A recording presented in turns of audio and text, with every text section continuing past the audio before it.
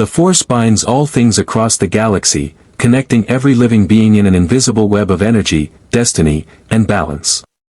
For millennia, the Jedi Order studied this mystical power, believing they understood its will. The Sith twisted it for their ambitions, convinced they could master its depths. But what happens when something from beyond the stars, something not bound by midichlorians, prophecy, or the eternal struggle between light and dark, arrives with a snap of its fingers and the power to rewrite reality itself? The Jedi High Council chamber on Coruscant was in the middle of a tense debate when existence folded in on itself. Master Yoda's ears twitched. Mace Windu's hand moved instinctively toward his lightsaber. Obi-Wan Kenobi felt the Force ripple like a stone thrown into still water, except the stone was the size of a moon and the water was screaming. Then, between one heartbeat and the next, a man appeared. He stood in the center of the council chamber, hands clasped behind his back, wearing a Starfleet uniform that had no business existing in this galaxy. His smile was bemused, theatrical, and entirely too confident for someone who just materialized uninvited into the most secure location in the Galactic Republic. "Well," Q said, glancing around at the 12 Jedi Masters who'd frozen mid-sentence, "this is cozy. I was expecting more mysticism. Incense, perhaps. Robes are a nice touch, though. Very wizard chic." Mace Windu ignited his lightsaber. The violet blade hummed to life, casting sharp shadows across his face. "Identify yourself. How did you penetrate our defenses?" Q's eyebrow arched. "Defenses? Oh, you mean that adorable energy field around the temple? Quaint." He waved his hand dismissively, and every active lightsaber in the room, including Mace's, vanished. Not deactivated. Vanished. The Jedi Master's hands closed around empty air. The room erupted into chaos. Masters reached for the Force, preparing telekinetic strikes, but Q simply. He paused, tilting his head as if listening to something only he could hear. "How interesting." I felt something push back. "Not much, just a whisper, really. Like the universe itself suggesting I'd made a mistake." His eyes locked onto Yoda's. "Tell me, little green sage, does your Force have opinions about omnipotence?" Obi-Wan Kenobi, ever the diplomat even while trapped in an armchair, cleared his throat. "The Force maintains balance. Perhaps what you felt was balance." Q laughed, the sound echoing with genuine delight. "Oh, this gets better and better. You have a cosmic energy field that plays favorites. Light side, dark side, balance between them, it's like a parent trying to keep squabbling children from killing each other." He began to pace, his theatrical nature fully engaged now. "In my universe, I've watched species evolve, civilizations rise and fall, entropy slowly claim everything. It's all gloriously random. But here, you have destiny. Prophecies. A chosen one, if I'm not mistaken." Mace Windu's jaw clenched. "How do you know about?" "Because I'm omnipotent, Windu. I know about your chosen one. Young Anakin Skywalker, currently leading clone troopers somewhere in the Outer Rim, destined to bring balance to the Force." Q's smile turned predatory. "Now there's someone I need to meet. A prophecy incarnate. I wonder how he'll handle a little test."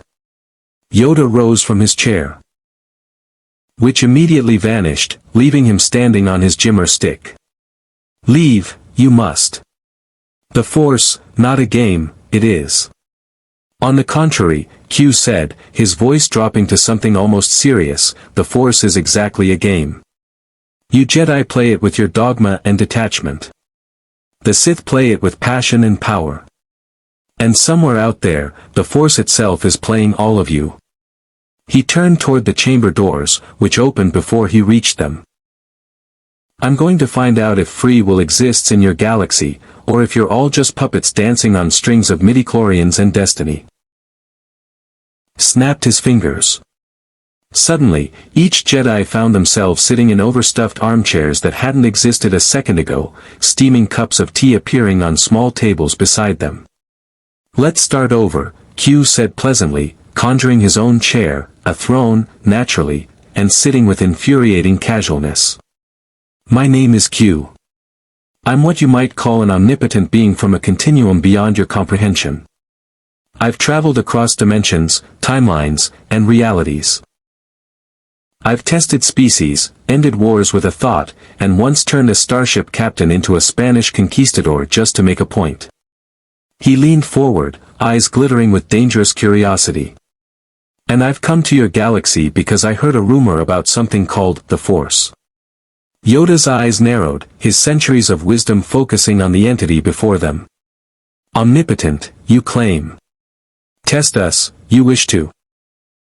"Oh, wise Yoda," Q said, somehow knowing the Grandmaster's name without being told. "I don't wish to test you. I'm going to test you. You see, I've encountered many cosmic powers in my existence, beings who claim to control destiny, entities that shaped reality, even a few who thought themselves gods. But this force of yours." He stood, spreading his arms wide. "It supposedly binds every living thing, guides destinies, maintains balance between light and darkness. It sounds positively adorable." Ki-Adi-Mundi, recovering from his shock, spoke carefully. "The Force is not a power to be mocked. It is the foundation of all life." "Is it?" Q's smile sharpened. "Then let's find out." He snapped his fingers again. The entire Jedi temple shuddered. Outside the windows, the Coruscant skyline twisted. Buildings rearranged themselves like puzzle pieces, traffic lanes inverted, and for exactly 3 seconds, the planet's sun burned purple before Q allowed it to return to normal. "I just rewrote the architectural history of 50 city blocks," Q announced. "Reality itself bent to my will. And yet..." Before any Jedi could respond, Q vanished in a flash of white light. The armchairs disappeared. The lightsabers rematerialized in their owners' hands. And the Jedi High Council sat in stunned silence, feeling the Force roil around them like a disturbed ocean.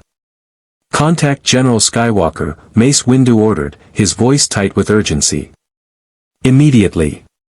But they were already too late. In the Outer Rim, on the contested world of Christophsis, Anakin Skywalker was about to meet a god who found prophecy hilarious. If you want to see more characters enter the Star Wars galaxy, hit that subscribe button and drop the name of a character you'd want to see in the comments below. May the Force be with you. The Clone Wars had taught the Republic many lessons about warfare, but nothing in the Grand Army's training had prepared them for what was about to unfold. Q had questions, and the galaxy, Jedi, Sith, and everyone caught between, would provide answers whether they wanted to or not. The Force had maintained balance for millennia. Q was about to tip the scales just to see what would happen. Christophsis was a world of crystalline towers and brutal siege warfare. The Separatist droid army had surrounded the capital city, their ranks stretching across the plains like an endless metallic tide. Inside the Republic's defensive perimeter, Anakin Skywalker stood beside his Padawan, Ahsoka Tano, reviewing holographic tactical displays while clone troopers fortified their positions. "The droids are massing for another assault," Ahsoka observed, her montrals twitching with nervous energy. "They'll hit us from 3 sides this time." Anakin nodded, his mechanical hand adjusting the projector. "We'll redirect the 501st to reinforce the eastern wall. If we can." Reality hiccuped. One moment, Anakin was standing in a war-torn command center surrounded by debris and the acrid smell of blaster fire. The next, he found himself in a pristine Coruscant cafe, sitting at a table with a cup of CAF steaming in front of him. The sounds of battle had vanished, replaced by the gentle murmur of conversation and the clink of dishes. Across from him sat Q, sipping his own beverage with theatrical appreciation. "Excellent choice of establishment," Q said conversationally. I've sampled beverages across 1,000 worlds, and Coruscant CAF has a certain, utilitarian charm. Anakin's hand flew to his lightsaber, which was still there, thankfully. He ignited the blue blade and pointed it across the table. Who are you? What have you done with my men? Q didn't even flinch. The lightsaber's plasma blade stopped 3 inches from his throat, held in place by nothing visible. Your men are exactly where you left them, General Skywalker. Well, not exactly, time moves differently when I'm involved. We've been sitting here for approximately 30 seconds, but back on Christoph Sis. Only a microsecond has passed. The universe is funny that way. With a casual gesture, Q extinguished Anakin's lightsaber. The Jedi tried to reignite it. Nothing happened. Relax, Q said. I'm not here to hurt you. I'm here because you're fascinating. The chosen one. Born of the Force itself, supposedly destined to bring balance to light and darkness. Do you have any idea how rare genuine prophecy is? In most universes, destiny is just a comforting lie mortals tell themselves. Anakin's eyes narrowed. The Jedi Council sent you. Oh, they wish they'd sent me. No, I just left your council chamber after introducing myself. Charming people. A bit rigid, perhaps. That Mace fellow needs to learn how to smile. Q leaned back, studying Anakin like a scientist examining a particularly interesting specimen. But you're different from them, aren't you? You feel too much. Love too deeply. The Jedi Order preaches detachment, yet you're attached to everything, your Padawan, your secret wife, your mother's memory. Anakin shot to his feet, the Force surging around him in a protective wave. How do you know about Padme Amidala, Senator of Naboo? You married her in secret on her homeworld. Very romantic, breaking the Jedi code for love. I approve, rules are meant to be questioned. Q snapped his fingers, and suddenly they were no longer in the cafe. They stood in the Jedi Temple's council chamber, but it was empty, frozen in time. Dust motes hung motionless in shafts of sunlight. Your council doesn't know, of course. If they did, they'd expel you. Attachments lead to fear, fear leads to anger, anger leads to the dark side. It's almost poetic in its simplicity. What do you want? Anakin demanded, calling his lightsaber back to his hand through the Force. This time, it responded, Q apparently allowing it. I want to test you, Q said simply. The Force claims you're destined to bring balance. But what is balance, really? The Jedi think it means destroying the Sith. The Sith think it means embracing passion over peace. And you? He circled Anakin slowly, his footsteps echoing in the frozen chamber. You stand in the middle, torn between light and darkness, duty and love, prophecy and free will. I'm not torn, Anakin said, but his voice lacked conviction. Liar. Q's smile vanished, replaced by something colder. You're constantly torn. You dream of your mother dying in the sand. You fear losing Padme. You resent the council for not granting you the rank of master despite your achievements. You're a storm of emotion pretending to be calm. The words hit like physical blows. Anakin's grip tightened on his lightsaber hilt. Get out of my head. I'm not in your head. I'm reading your reality. Every choice you've made, every fear you've buried, every secret you keep. It's all written in the fabric of existence. Q's expression softened slightly. I'm not judging you, Anakin. In fact, I find your struggle admirable. Most beings either embrace their nature or deny it. You're trying to do both. He snapped his fingers again. The scene shifted. They now stood on Tatooine, in the exact spot where Anakin's mother had died in his arms years ago. The Tusken Raider camp lay in ruins around them, not as Anakin remembered it, but as Q reconstructed it from his memories.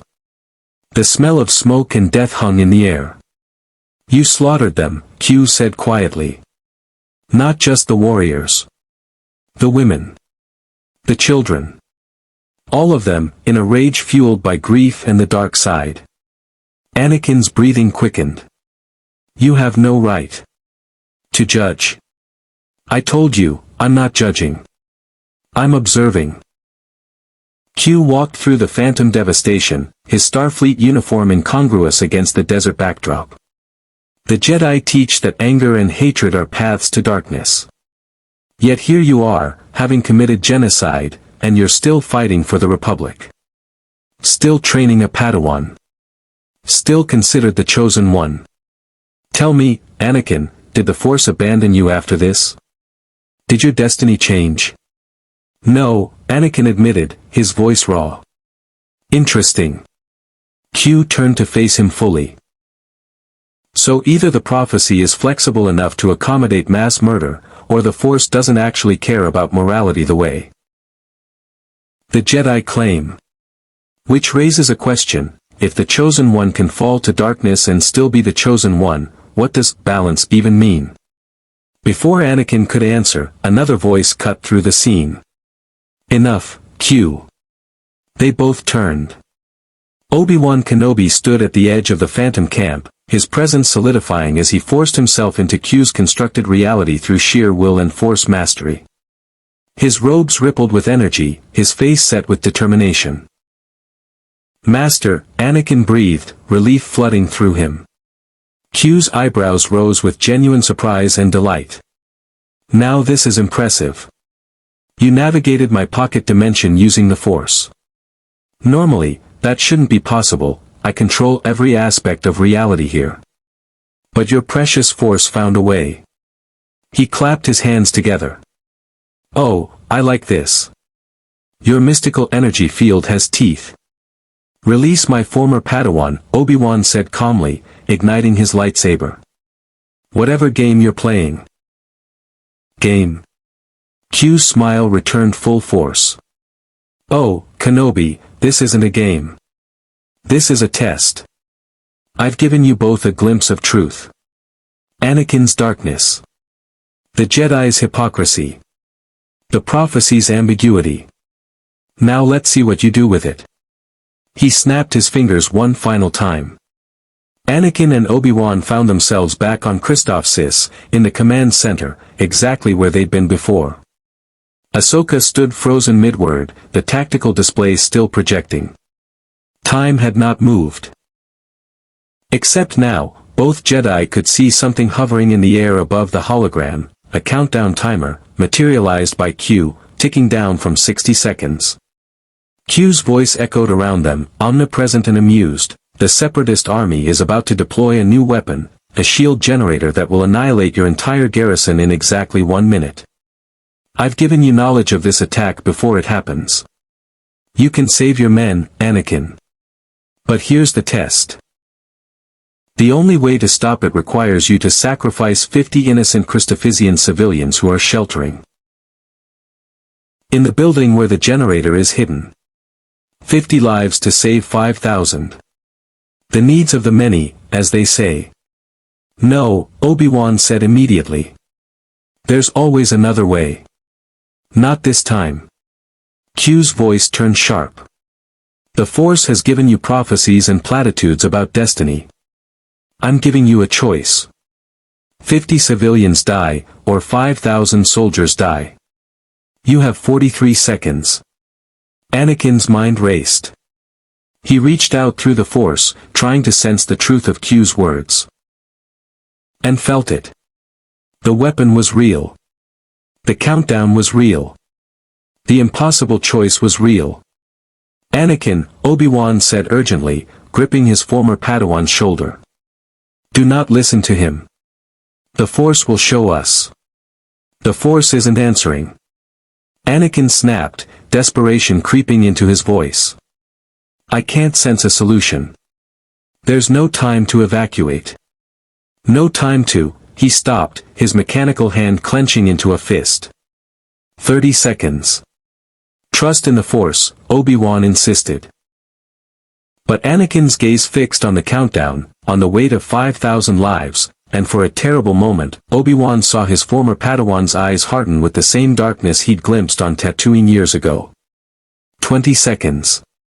And somewhere in the fabric of reality, Q watched with fascinated intensity, waiting to see if the Chosen One would choose the light, the dark, or forge a third path that neither the Jedi nor the Sith had anticipated. The test had begun. 15 seconds. Anakin's hand hovered over his comlink, trembling with the weight of impossible mathematics. 50 lives. 5,000 lives. The numbers burned in his mind like a brand. Around him, the command center remained frozen, Ahsoka mid-gesture, clone troopers locked in their preparations, time itself held hostage by an omnipotent being's curiosity. Anakin, Obi-Wan said, his voice carrying the calm certainty of a Jedi master who'd faced impossible odds before. This is what Q wants. He's forcing you to make a choice rooted in fear. Don't give him that satisfaction. It's not about satisfaction. Anakin shot back, his blue eyes wild with desperation. Those men down there, Rex, Fives, Echo, Jesse, they're not just numbers. They're brothers. And if I do nothing, they die because I was too afraid to make the hard call. 10 seconds. Obi-Wan stepped between Anakin and the countdown, physically blocking his view. The hard call. Or the dark call. There's a difference, my friend. The Sith deal in absolutes and impossible choices. The Jedi seek a third way. There is no third way. Anakin's voice cracked. I've searched the Force. I've run every scenario. Q made sure of that, this test is airtight. Then fail the test. Obi-Wan's words hung in the frozen air like a lightsaber blade. Fail it with your principles intact rather than pass it and lose yourself. 5 seconds. Anakin's mechanical hand moved to his lightsaber. For one terrible moment, Obi-Wan couldn't tell if his former Padawan was preparing to strike down the civilians or cut through Q's manipulation itself. The Force swirled around them both, not offering answers, but waiting. Watching. Maintaining its eternal, infuriating silence. 3.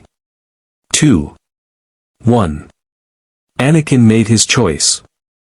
He ignited his lightsaber and drove it straight into the tactical display, shattering the hologram and the countdown timer in a shower of sparks and light.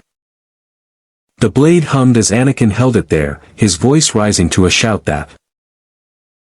You must see that artificially ensuring one side's victory defeats the purpose. Balance requires both light and dark. Q's holographic form shrugged. Does it? I'm not convinced.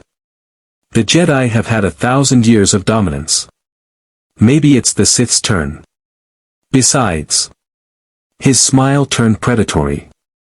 Count Dooku's master, the mysterious Darth Sidious, is very interested in meeting me. Apparently, he's been orchestrating this entire war from the shadows. I do love a good puppet master. Anakin's tactical mind raced. If Q was genuinely considering helping the Separatists, the Republic was finished. No clone army could stand against omnipotent reality manipulation. Every strategy, every defense, every hope would crumble before an enemy who could snap their fingers and rewrite existence. What do you want? Anakin asked carefully. You said you're testing us. This is another test, isn't it? Perceptive. Q's image leaned forward. Here's your new scenario. I'm going to help the Separatists conquer 3 key Republic worlds in the next 6 hours. Coruscant won't be one of them. I'm not completely without mercy, but I will cripple your war effort. Unless. Unless what? Ahsoka demanded. Unless you can convince me that the Republic and the Jedi Order are worth preserving. Not with combat, I could obliterate your entire garrison with a thought. Not with force powers. I've already demonstrated that your mystical energy is no match for my reality manipulation. But with philosophy. Q's expression became genuinely curious. Convince me that your way, the Jedi way, is superior to the Sith alternative. You have until I finish my conversation with Darth Tyrannus. The hologram shifted, now showing Dooku's landing ship touching down on the plains outside the Republic garrison. The Count emerged, flanked by Grievous and Q's physical form, walking calmly toward the defensive perimeter. Clone troopers raised their weapons, but at Anakin's sharp gesture, held their fire. 30 minutes. Echoed through the frozen command center and beyond, into whatever dimension Q was observing from. No. I reject your test. I reject your false choice. If you're really omnipotent, then you can save them. All of them. But I won't compromise who I am to play your game. The frozen world shattered like glass. Time resumed with a violent lurch. Ahsoka stumbled forward, catching herself on the tactical table. Clone troopers continued their preparations as if nothing had happened. And the countdown. The weapon, the impossible choice, vanished like smoke. Q materialized in the center of the command center, slow clapping with genuine appreciation. Bravo, he announced, his smile wider than before. Absolutely magnificent. You called my bluff. The weapon wasn't real. Well, it could have been real, I certainly have the power to create it, but I wanted to see what you do when faced with a moral paradox. He turned to Obi-Wan. And you, Master Kenobi, advising him to fail rather than compromise. How very Jedi. How very boring. Ahsoka's hand flew to her lightsaber. Master, who is this guy? Stand down, Snips, Anakin said quietly, though his own blade remained active. He's something we can't fight. Smart boy, Q said. Though I'm disappointed you broke my scenario. I was genuinely curious which way you'd lean. The utilitarian calculus or the absolute morality. Instead, you chose option 3, righteous defiance. He snapped his fingers, and suddenly every clone trooper in the command center was holding a bouquet of flowers instead of a blaster. Still, you passed a different test, the test of character. You didn't let fear dictate your actions. The Jedi Council would be proud.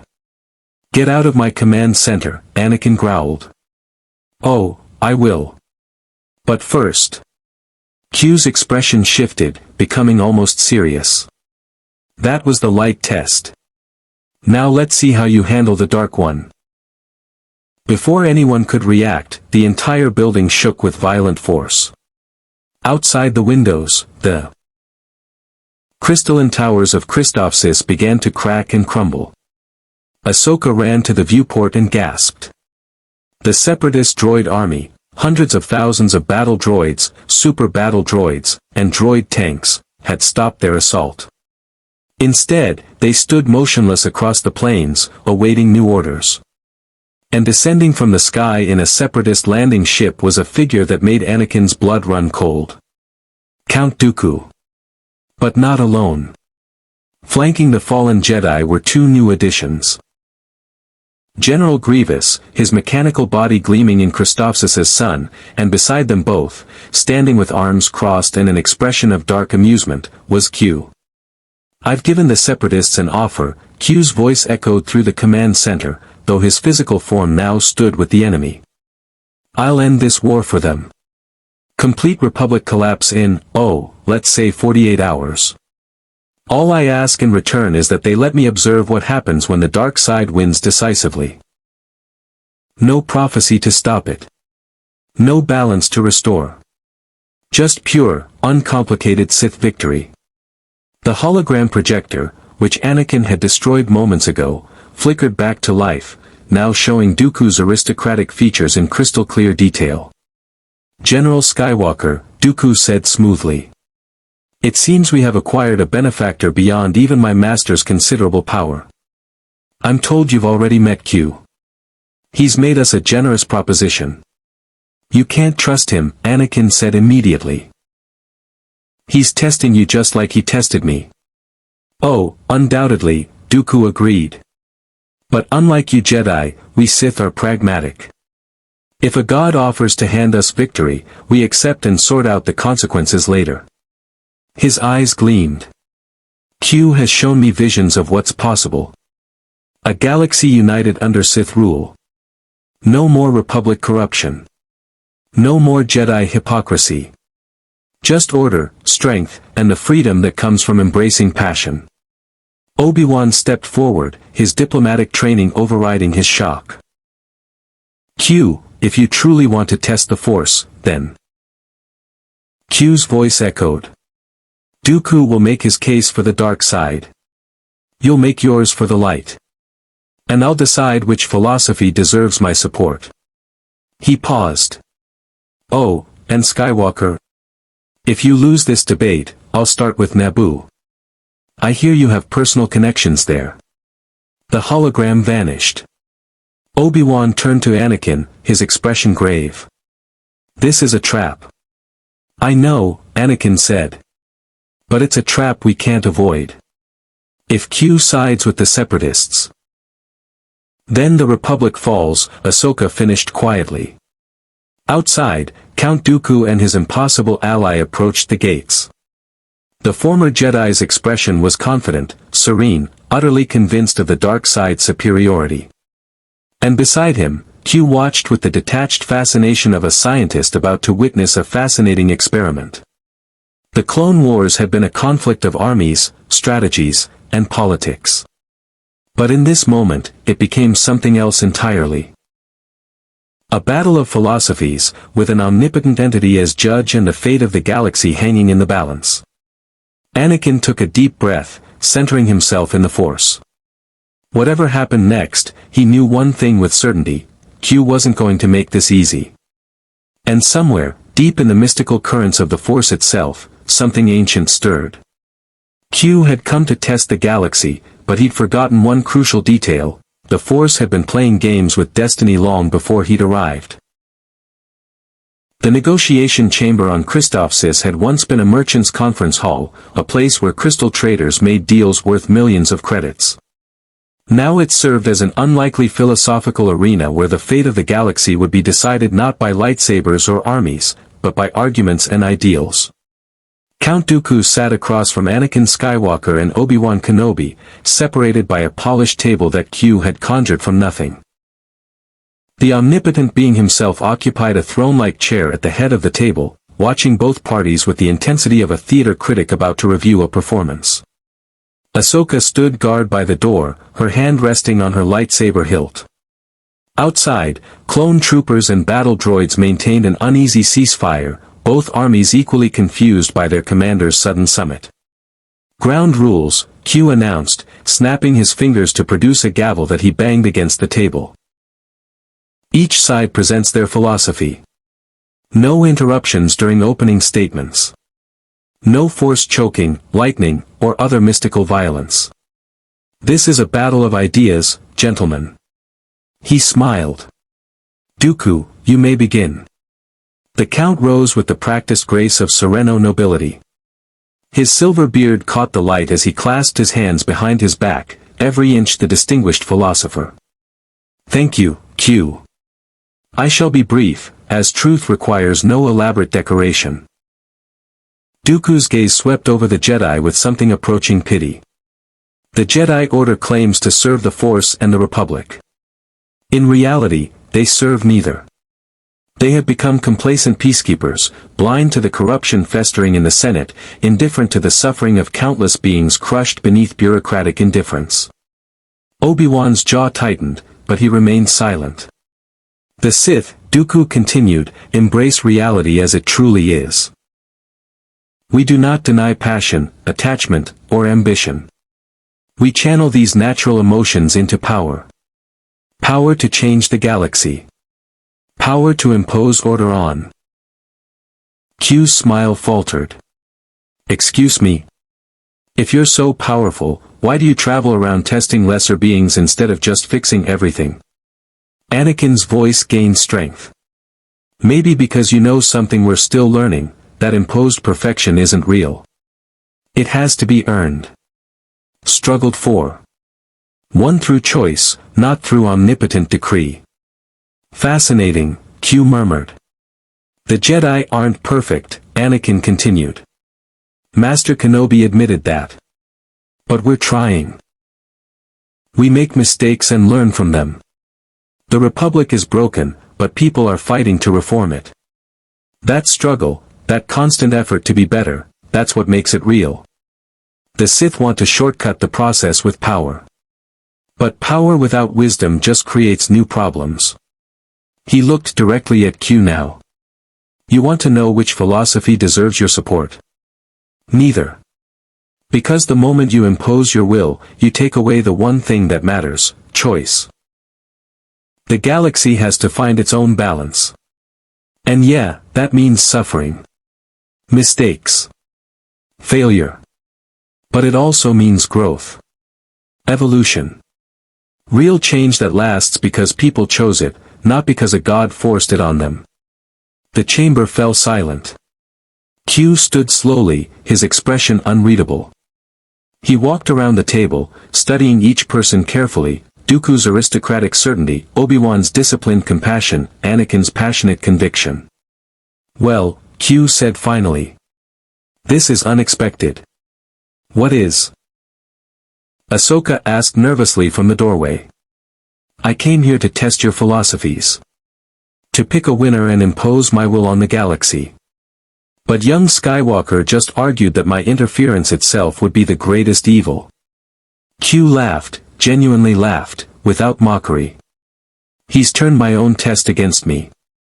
Brilliant. Dooku rose sharply. You promised to aid the Separatists if we made the superior argument. I promised to decide which philosophy deserved my support, Q corrected. And I have. The answer is neither, because both of you need to work out your destiny. Inevitably turning on themselves. The Jedi endure. For 1,000 generations, we've maintained peace, imperfect peace, yes, but peace nonetheless. We represent gradual improvement over instant gratification. We represent wisdom over power for power's sake. Gradual improvement. Dooku scoffed. The galaxy cannot afford gradual. Beings are suffering now. And your solution is to make them suffer under Sith autocracy instead? Obi-Wan shot back. At least democracy offers hope of change. Your perfect order requires everyone to submit to the vision of whoever is strongest. What happens when that vision is monstrous? When the most powerful Sith is also the most cruel? Then they are overthrown, Dooku said simply. Survival of the fittest. The Sith way ensures only the strong lead. And the weak? Obi-Wan pressed. The elderly? The sick? The children? What happens to them in your perfect meritocracy of power? Silence. Q leaned forward, fascinated. Good question, Dooku. I'm curious about your answer. The Count hesitated, just for a moment, but it was enough. They would be cared for by those with the strength to protect them. Out of compassion? Obi-Wan asked quietly. Or out of the magnanimous whim of a dictator who could just as easily decide they're not worth the resources? This is deflection, Dooku said, his composure cracking slightly. You focus on hypothetical cruelty while ignoring the actual cruelty of your Republic's neglect. You're both making excellent points, Q interjected. The Jedi are complacent. The Sith are unstable. Democracy is corrupt. Autocracy is oppressive. It's almost like. He smiled wickedly. Neither of you has the perfect answer. Anakin, who'd been silent throughout the exchange, finally spoke. Because there isn't a perfect answer. All eyes turned to him. Q, Anakin said, standing slowly. You're omnipotent. You can snap your fingers and create utopia. Perfect peace. Perfect justice. Perfect order. So why don't you? Chaos. Power to ensure the strong lead and the weak are protected by that strength. He turned to Q. You, of all beings, should appreciate this. You are omnipotent precisely because you rejected limitation. The Sith philosophy is simply that principle applied to the Force. Interesting, Q murmured, steepling his fingers. Continue. The Republic is dying, Dooku said flatly. Thousands of years of democracy have produced only stagnation and inequality. Corporations by senators.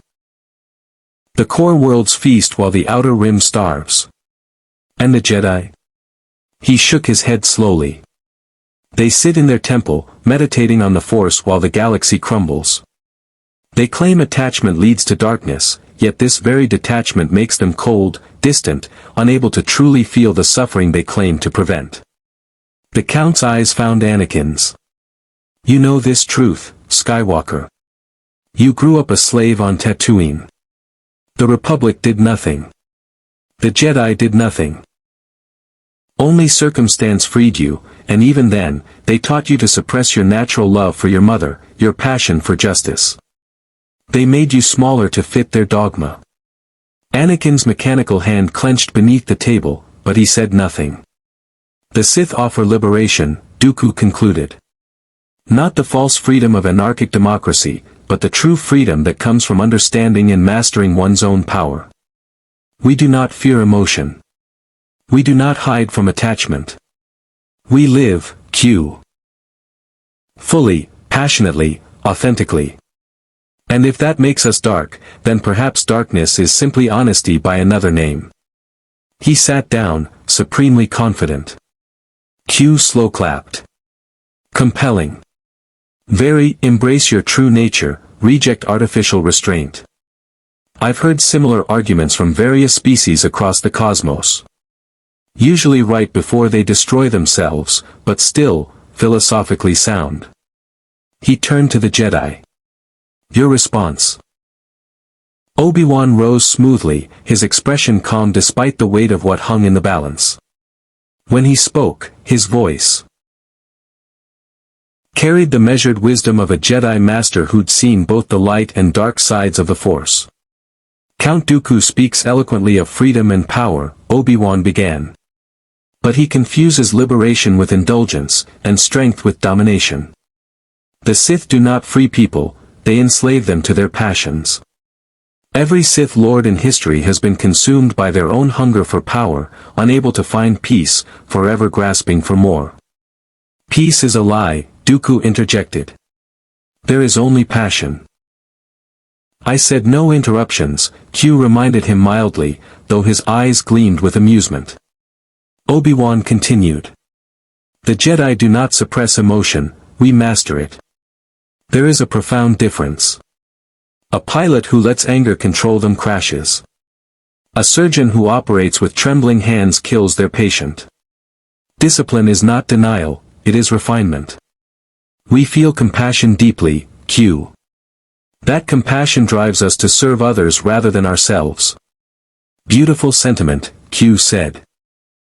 But Dooku's right about one thing, your republic is corrupt. Your Senate is broken. How does Jedi compassion fix systematic inequality? It doesn't, Obi-Wan admitted, and the honesty clearly surprised Q, the Jedi are not perfect. Our order has made mistakes. We've become too entangled with political power, too distant from the people we're meant to serve. Dooku is correct in his criticism. Dooku's eyebrow arched. Then you concede my point. I concede that you've identified real problems, Obi-Wan said. But your solution, Sith rule through power and fear, would be catastrophically worse. The Sith don't bring order, Count. They bring tyranny. Every passion they embrace eventually turns to paranoia. Every attachment becomes a weapon to be exploited. The rule of two exists precisely because Sith cannot trust even each other. He turned to Q fully now. You asked us to convince you that the Jedi way is superior. Here's my argument. Sustainability. The Sith burn bright and consume everything around them before. Without omnipotent meddling. He turned to Anakin. You passed the real test, Skywalker. Not the false choice, not the philosophical debate, but the understanding that some struggles must be lived, not solved. So you're leaving? Obi-Wan asked carefully. Not quite yet, Q said. I still have questions about your force. But I won't tip the scales for either side. Consider this war back to its regularly scheduled programming. He snapped his fingers. The chamber dissolved. Everyone found themselves back in their original positions, Jedi in the command center, Dooku aboard his landing ship, now ascending back into the clouds. But Q's voice echoed one final time, "Oh, and Dooku? Your master, Darth Sidious. I know who he is. We'll be having a conversation very soon." Then silence. Anakin and Obi-Wan exchanged glances. They'd won the debate, but something told them Q's tests were far from over. The ornate office in the Senate building on Coruscant was a masterpiece of political theater. Rich carpets from Naboo. Statuary from Alderaan. Windows overlooking the endless city planet's glittering skyline. And behind the imposing desk sat Supreme Chancellor Palpatine, his grandfatherly features arranged in an expression of benign concern as he reviewed reports of the Battle of Christophsis. He was alone, or so the security sensors indicated. Fascinating workspace, Q's voice said from directly behind him. Palpatine didn't flinch. Didn't reach for the hidden lightsaber in his desk drawer. Didn't allow even the slightest ripple in the Force to betray his surprise. He simply turned in his chair, his politician's smile firmly in place. "I don't believe we've been introduced," Palpatine said mildly. "My security detail should have announced any visitors." "Your security detail is currently experiencing a temporal loop," Q said, materializing fully into view. He was examining a Sith holocron that Palpatine kept hidden behind a false panel, a panel that Q had casually phased through. "They'll repeat the same 30 seconds of guard duty until I release them. We won't be disturbed." Palpatine's eyes narrowed fractionally. "You're the entity that appeared before the Jedi Council. Q, they called you. My reputation precedes me. How delightful." Q set the holocron down, not back in its hiding place, but prominently on Palpatine's desk. "Let's dispense with the charade, shall we? You're not Chancellor Palpatine. Well, you are, but you're also Darth Sidious, Dark Lord of the Sith, orchestrator of the Clone Wars, and the man pulling strings across the entire galaxy." For a long moment, Palpatine said nothing. Then, slowly, his pleasant expression melted away. The warmth drained from his eyes, replaced by calculating cold. When he spoke again, his voice carried the weight of ancient darkness. "Your powers of observation are impressive. But if you've come to threaten me, you'll..." At the window. "You don't care about reform. You don't even care about the philosophy. You simply want dominion. And that offends you?" Palpatine asked. "Offends? No. Intrigues? Absolutely." Q gazed out at Coruscant's endless sprawl. Most tyrants convince themselves they're heroes. They build elaborate justifications for their atrocities. The greater good. Necessary sacrifices. The weak must be culled for the strong to thrive. But you know exactly what you are, don't you? Palpatine's thin smile returned. "I am what the Force made me. The Sith are the natural evolution of sentient will. We recognize that the universe bends to power, not to wishful thinking about balance and harmony. The Jedi have grown complacent over a millennium of peace. They've forgotten what the galaxy truly is, a place of struggle, where the strong devour the weak and call it destiny." "Fascinating," Q murmured. "Tell me something. This prophecy about the Chosen One bringing balance to the Force. You know it refers to Anakin Skywalker. Doesn't that concern you? Should it?" Palpatine turned to face Q fully. "Prophecies are tools, Q. The Jedi interpret balance as the destruction of the Sith. I interpret it as the destruction of the Jedi. After all, How can the Force be balanced when one side has thousands of practitioners and the other has merely two? His eyes glinted. Young Skywalker will indeed bring balance. He'll help me destroy the Jedi Order. Then, as my apprentice, he'll ensure the Sith rule for millennia. You're going to turn the Chosen One, Q said, not a question but an observation. Through attachment. Fear of loss. His love for Senator Amidala. You've done your research. I don't need research. I can see probability lines, possible futures branching from every decision. I can see Anakin Skywalker standing over the corpses of Jedi younglings, his eyes burning yellow with dark side corruption. I can see him kneeling before you, taking the name Darth Vader. Q's voice carried a strange weight. And I can see the galaxy burning in the aftermath. Palpatine's expression didn't change, but the force around him pulsed with dark satisfaction. Then you understand inevitability. I understand probability, Q corrected. There's a difference. But here's what fascinates me, you've seen the same futures through your Sith precognition. You know there's a chance Vader eventually betrays you. The rule of two demands it. Yet you proceed anyway. Why? For the first time, Palpatine smiled genuinely, an expression of such malevolent confidence that even Q felt a flicker of respect. Because I will be different, Palpatine said quietly. Every Sith master before me was eventually overthrown by their apprentice. It's tradition. The natural order. But I will break that cycle. I will discover the secret to immortality, to conquering death itself. And when I do, there will be no more rule of two. Only the rule of one. Eternal. Unchanging. Absolute. Ambitious, Q acknowledged. Impossible, but ambitious. Impossible? Palpatine's smile widened. You're omnipotent, Q, death means nothing to you. But for beings bound by mortality, overcoming death is the ultimate power. The Sith have pursued it for millennia. Darth Plagueis came close, he could manipulate midichlorians to sustain life, even create it. I killed him before he could perfect the technique, but I've continued his research. And you think you can succeed where he failed? I know I can. Palpatine returned to his desk, pressing a hidden switch.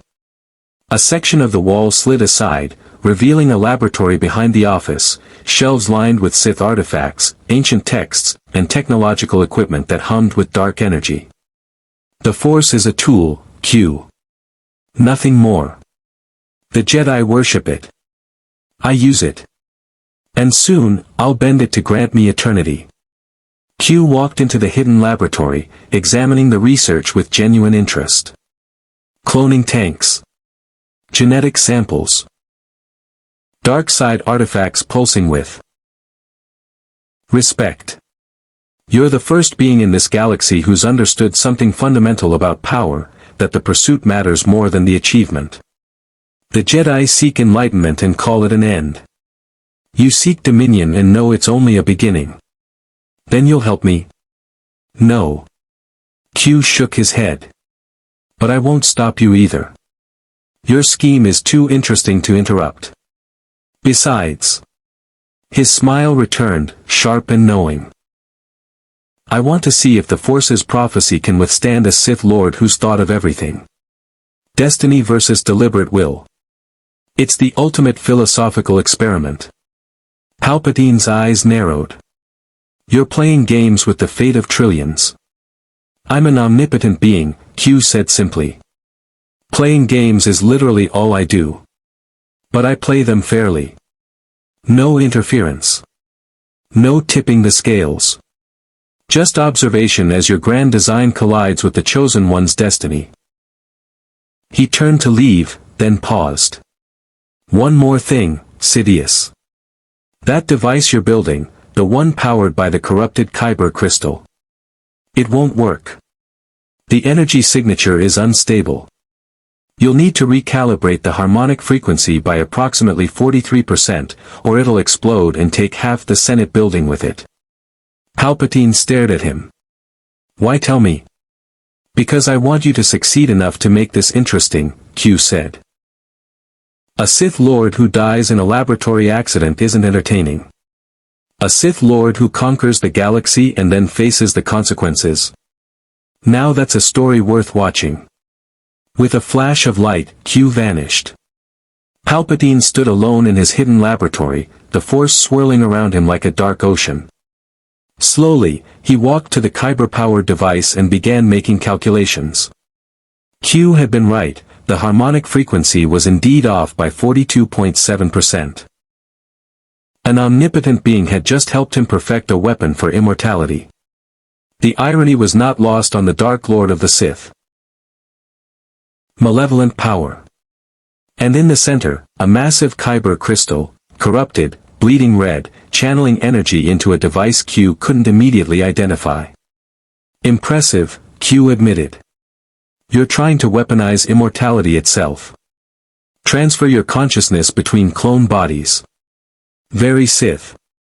Not clone bodies, Palpatine corrected. Not initially. First, I'll extend my natural lifespan through the Force. Decades. Centuries, if necessary. And when this body finally fails. He gestured to the equipment. I'll have options. Clones. Possession. Perhaps even direct manipulation of midichlorians to rebuild myself from nothing. And Anakin Skywalker fits into this how? Palpatine's expression turned calculating. The boy was conceived by the Force itself. No father. Born of pure midichlorian manipulation. If I can understand how that happened, I can replicate it. Improve upon it.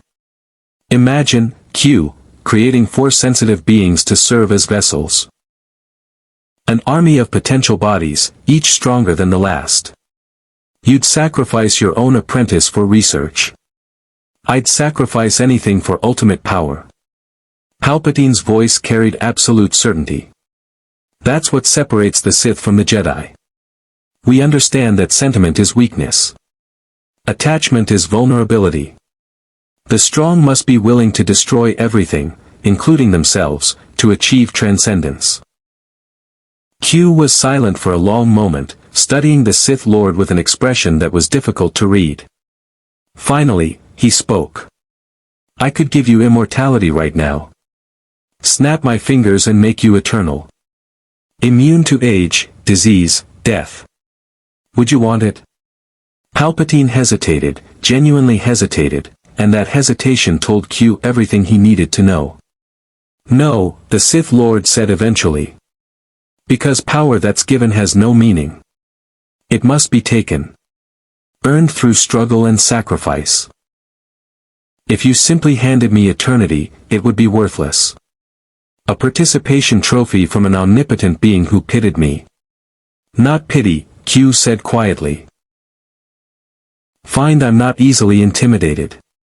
Threaten you? Q laughed. My dear Sith Lord, I'm not here to threaten. I'm here because you're the most interesting player in this entire galactic game. The Jedi are noble but predictable. Dooku is passionate but transparent. But you. He leaned against the desk, arms crossed. You've spent decades building a false identity, manipulating both sides of a galactic war, positioning yourself to destroy the Jedi Order and transform a democracy into an empire. That takes patience. Vision. And a profound understanding of mortal psychology. Palpatine's expression remained neutral, but something shifted in the Force around him, a dark, probing intelligence testing Q's nature. You speak as if you approve. I'm fascinated, Q corrected. There's a difference. In my travels across dimensions and realities, I've encountered many would-be conquerors. Most are thugs with delusions of grandeur. But you? You're a craftsman. This Clone Wars scheme. Creating both armies, funding both sides, ensuring prolonged conflict to grant yourself emergency powers, it's elegant. Machiavellian in the finest sense. And yet you revealed my identity to my apprentice, Palpatine said, his voice carrying a dangerous edge. Dooku now knows I plan to eventually replace him. That complicates matters. Does it? Q smiled. I told him I knew who you were. I didn't tell him what I knew. For all Dooku understands, I might simply know you're secretly a Sith. The specific details of your grand design? Those remain between us. He paused. For now. Palpatine rose from his chair, moving to the window. The Force swirled around him like a cloak, dark and patient. What do you want, Q? To understand the dark side, Q said simply. The Jedi preach balance and light. The Sith embrace passion and power. But you're different from other Sith I've encountered. Dooku truly believes in reforming the galaxy through strength. Savage. Direct. You. Q walked to stand beside him. And in the depths of space, watching from a dimension beyond mortal comprehension, Q smiled. The game was accelerating. Anakin Skywalker, the Chosen One. Palpatine, the architect of Empire. And the Force itself, maintaining its mysterious balance. Soon, all three would collide. And Q would have his answers. The Force had existed for billions of years, flowing through every living thing in the galaxy, maintaining balance between light and darkness with the patience of eternity. It did not think as mortals understood thinking. It did not feel as beings understood feeling. But it was aware. And it had noticed the intruder. Q materialized on the ancient world of Mortis, or rather, he materialized where Mortis would be if it existed in conventional spacetime. The realm of the Force gods existed outside normal reality, accessible only to those the Force itself permitted entry. Q had simply walked in uninvited. The landscape was impossible. Crystalline monoliths floated in a sky that held three suns simultaneously. Gravity operated on whim rather than physics. Mountains inverted themselves. Rivers flowed upward. And in the distance, a monastery carved from living stone pulsed with raw Force energy. Impressive, Q murmured, examining a flower that bloomed and withered in seconds, repeating the cycle infinitely. A pocket dimension maintained by mystical will alone. I've seen similar constructs, but nothing quite so persistent. You should not be here. The voice came from everywhere and nowhere. Q turned to find three figures materializing before him, the Mortis gods. The father, ancient and serene, his face weathered by eons of maintaining balance. The daughter, radiant with light-side energy, her presence warm as sunlight. The son, wreathed in shadows, his eyes burning with dark-side hunger.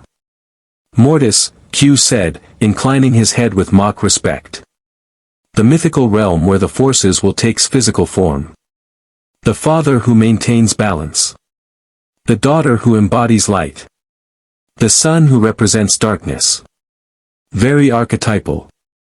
I approve of the symmetry.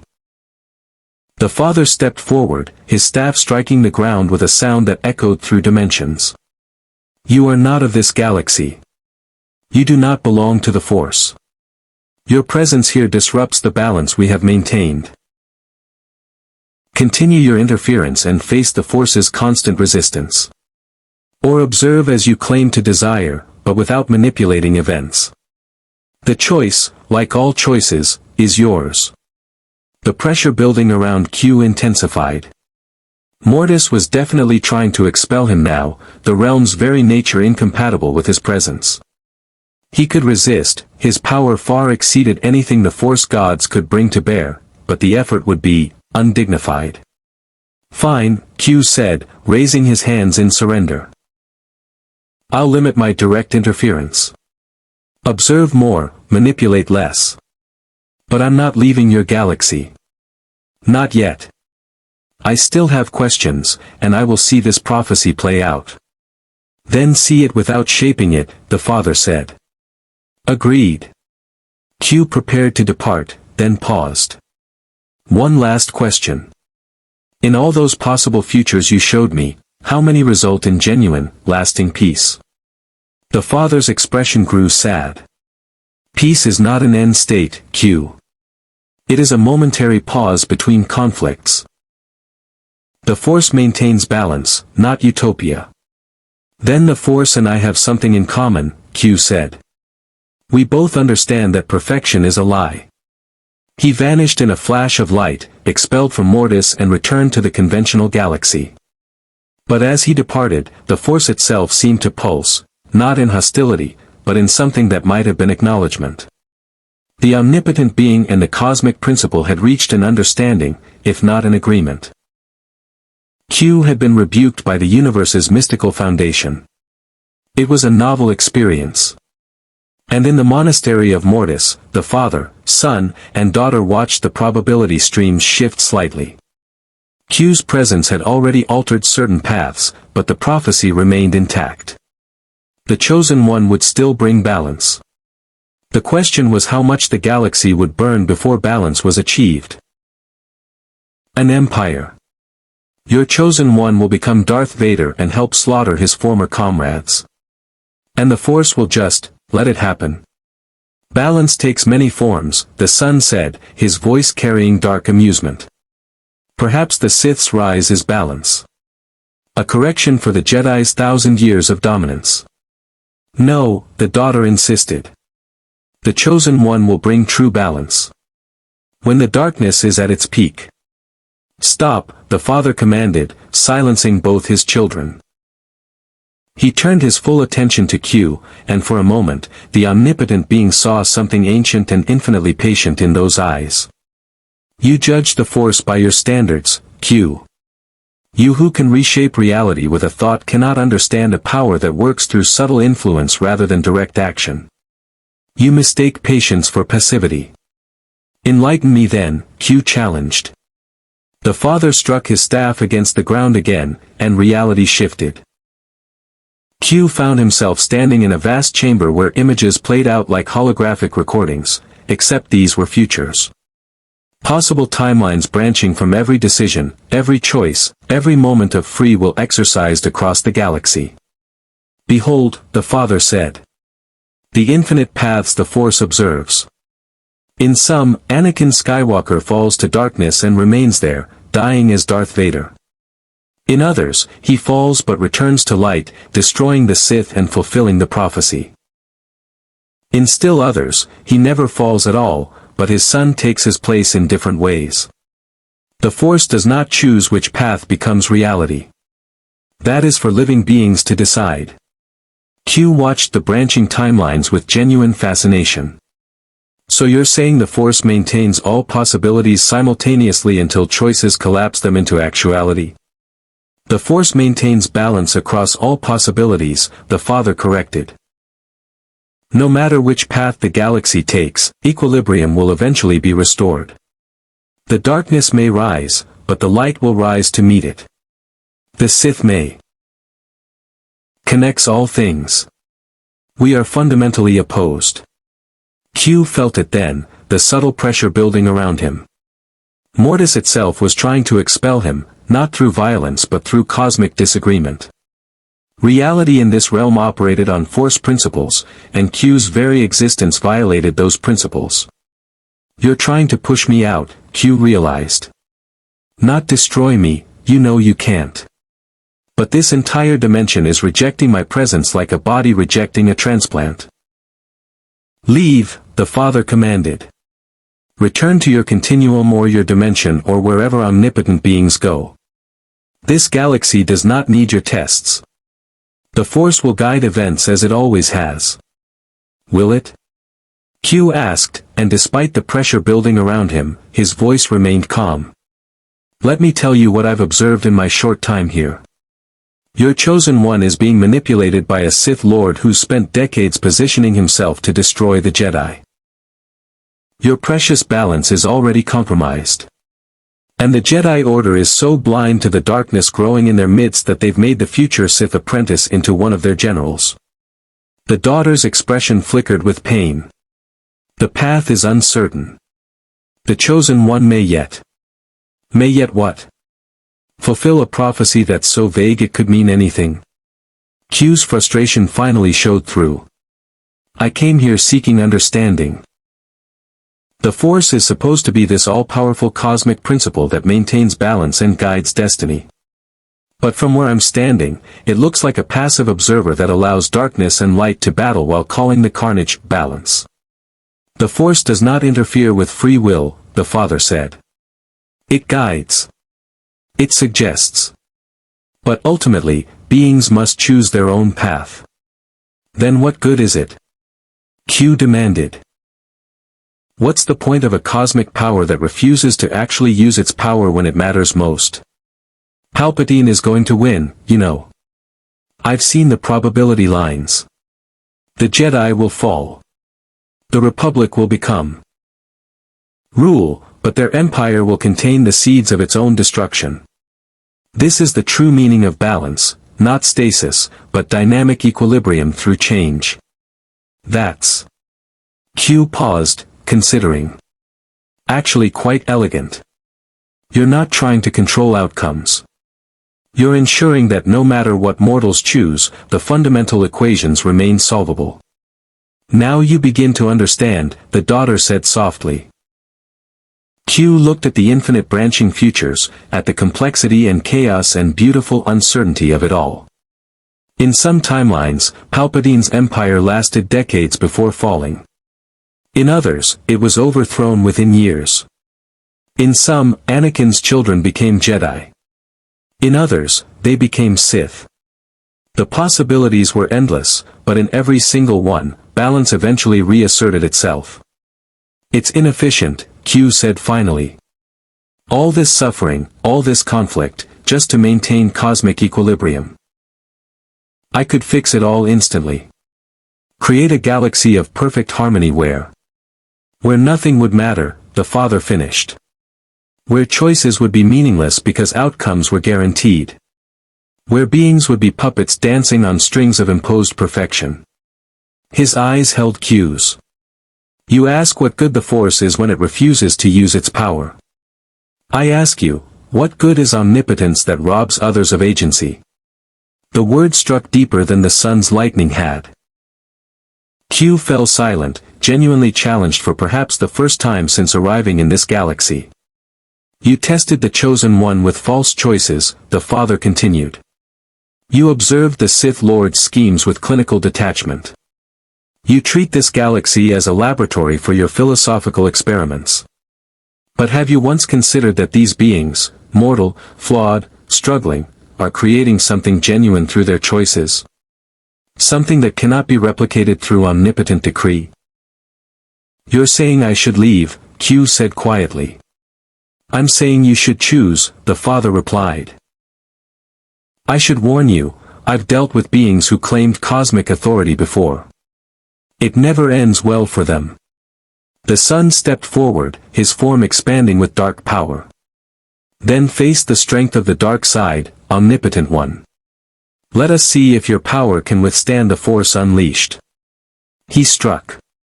Force lightning erupted from the Son's hands, not the pale imitation that Dooku wielded, but raw, concentrated dark side energy that could shatter planets. It hit Q square in the chest. Q didn't move. Didn't flinch. The lightning washed over him like water over stone. Is that all? Q asked mildly.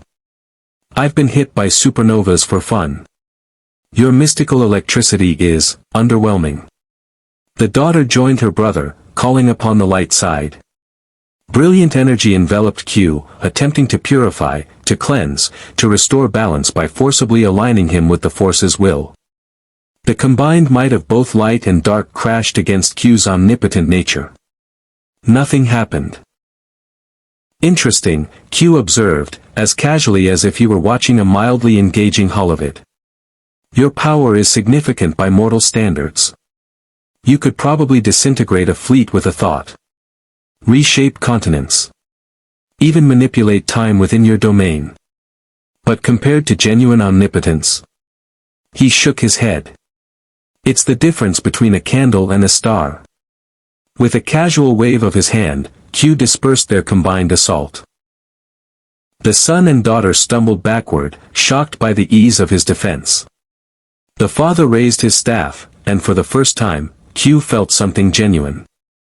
Not power equal to his own, nothing in this universe could match the Q continuum, but resistance. The very fabric of Mortis pushed back against his presence, not through force but through fundamental incompatibility. You cannot be harmed here, the father said quietly. This we understand. Your power exceeds ours in raw magnitude. But the force is not about magnitude, Q. It is about connection. You exist apart from all things. The force. Since before your kind existed. My kind? Q raised an eyebrow. I'm unique, thank you very much. The Q continuum is me and my fellow Qs, and we predate most universes. But I take your point, I'm an outsider. He gestured broadly at the impossible landscape. This realm is fascinating. You've created a place where the force is concentrated. Where its will can manifest without the dilution of physical reality. It's almost like. He paused, realization dawning. You're not gods at all. You're the force's immune system. The sun snarled, dark energy crackling around his fists. You dare. Peace, my son, the father said quietly, though his eyes never left Q, the intruder speaks truth, however crudely. We are the forces will made manifest. We exist to maintain balance between light and darkness. When that balance is threatened, we act. And you consider me a threat, Q said. You have manipulated events in the galaxy, the daughter said, her voice carrying sorrow rather than accusation. You tested the chosen one with false choices. You conspired with the Sith Lord. You disrupt the natural flow of destiny and free will that the Force carefully maintains. Q laughed. Natural flow? You're joking. Palpatine has been manipulating your precious balance for decades. The Jedi are blind to the darkness rising in their own republic. Anakin Skywalker teeters between light and dark with every breath. And you're lecturing me about disruption? The Sith Lord's schemes exist within the Force, the father explained patiently. His darkness will be balanced by light, as it always has been. The chosen one will bring balance, though the path remains uncertain. All of this is part of the great pattern. His expression hardened. You, however, exist outside the pattern. Your omnipotence allows you to rewrite reality itself, bypassing the forces will entirely. That cannot be permitted. Cannot be permitted? Q's voice took on a dangerous edge. Are you threatening me? Because. Q's expression grew somber. Now we're getting to the heart of it. You're thinking about the dark side. About Sith techniques for manipulating life and death. About the conversations you've been having with Chancellor Palpatine about Darth Plagueis the Wise, who could supposedly keep people from dying. Anakin's hand moved instinctively toward his lightsaber. How do you? I'm omnipotent, remember? I know Palpatine told you the story during an opera. I know he planted the seed that the dark side offers powers the Jedi cannot teach. I know he's been grooming you for years, waiting for the perfect moment to offer you exactly what you fear losing most. Q's eyes hardened. And I know that if you accept his offer, Padme will die anyway, not despite your efforts to save her, but because of them. The words hit like a physical blow. Anakin staggered back against the viewport. You're lying. I don't lie about things this important, Q said quietly. I've seen the timeline, Anakin. You turn to the dark side seeking power to save Padme. Palpatine reveals himself as Darth Sidious. You help him destroy the Jedi Order, slaughter the younglings in the temple, betray everything you once stood for. And when Padme confronts you about what you've become, when she sees the monster you've turned into, she loses the will to live. You force choke her in a rage. She gives birth to twins and dies of a broken heart. You lose everything you tried to save. No. Anakin's voice was barely a whisper. No, that's not. I would never hurt her. You wouldn't. But Darth Vader would. Q let the name hang in the air between them. That's what Palpatine will call you when you kneel before him. Darth Vader. The Sith Lord who was once Anakin Skywalker. The enforcer of the Galactic Empire. The man who hunts down and murders the surviving Jedi, including your former friends and comrades. Anakin's breathing came in ragged gasps. The force around him churned with emotion, fear, denial, rage. Q's expression grew somber. Now we're getting to the heart of it. You're thinking about the dark side. About Sith techniques for manipulating life and death. About the conversations you've been having with Chancellor Palpatine about Darth Plagueis the Wise, who could supposedly keep people from dying. Anakin's hand moved instinctively toward his lightsaber. How do you? I'm omnipotent, remember? I know Palpatine told you the story during an opera. I know he planted the seed that the dark side offers powers the Jedi cannot teach. I know he's been grooming you for years, waiting for the perfect moment to offer you exactly what you fear losing most. Q's eyes hardened. And I know that if you accept his offer, Padme will die anyway, not despite your efforts to save her, but because of them. The words hit like a physical blow. Anakin staggered back against the viewport. You're lying. I don't lie about things this important, Q said quietly. I've seen the timeline, Anakin. You turn to the dark side seeking power to save Padme. Palpatine reveals himself as Darth Sidious. You help him destroy the Jedi Order, slaughter the younglings in the temple, betray everything you once stood for. And when Padme confronts you about what you've become, when she sees the monster you've turned into, she loses the will to live. You force choke her in a rage. She gives birth to twins and dies of a broken heart. You lose everything you tried to save. No. Anakin's voice was barely a whisper. No, that's not. I would never hurt her. You wouldn't. But Darth Vader would. Q let the name hang in the air between them. That's what Palpatine will call you when you kneel before him. Darth Vader. The Sith Lord who was once Anakin Skywalker. The enforcer of the Galactic Empire. The man who hunts down and murders the surviving Jedi, including your former friends and comrades. Anakin's breathing came in ragged gasps. The force around him churned with emotion, fear, denial, rage. Q smiled faintly. In most of them, you make one simple choice, you tell the Jedi Council the truth. About your marriage. About your fears. About Palpatine's interest in Sith legends. You choose transparency over secrecy. And yes, the Council reacts poorly at first. But Obi-Wan stands by you. Yoda offers wisdom instead of judgment. And together, they help you find another way. They'd expel me from the Order. Probably, Q agreed. And in some timelines, that's exactly what saves you. You leave the Jedi, openly marry Padme, and survive the war as a Republic officer without Force powers dictating your life. In other timelines, the Council bends their rules, recognizing that prophecy and reality don't always align neatly. Either way, you survive with your soul intact. Padme survives. Your children grow up knowing their father. Children? Anakin's voice cracked. More than one. Twins, Q said softly.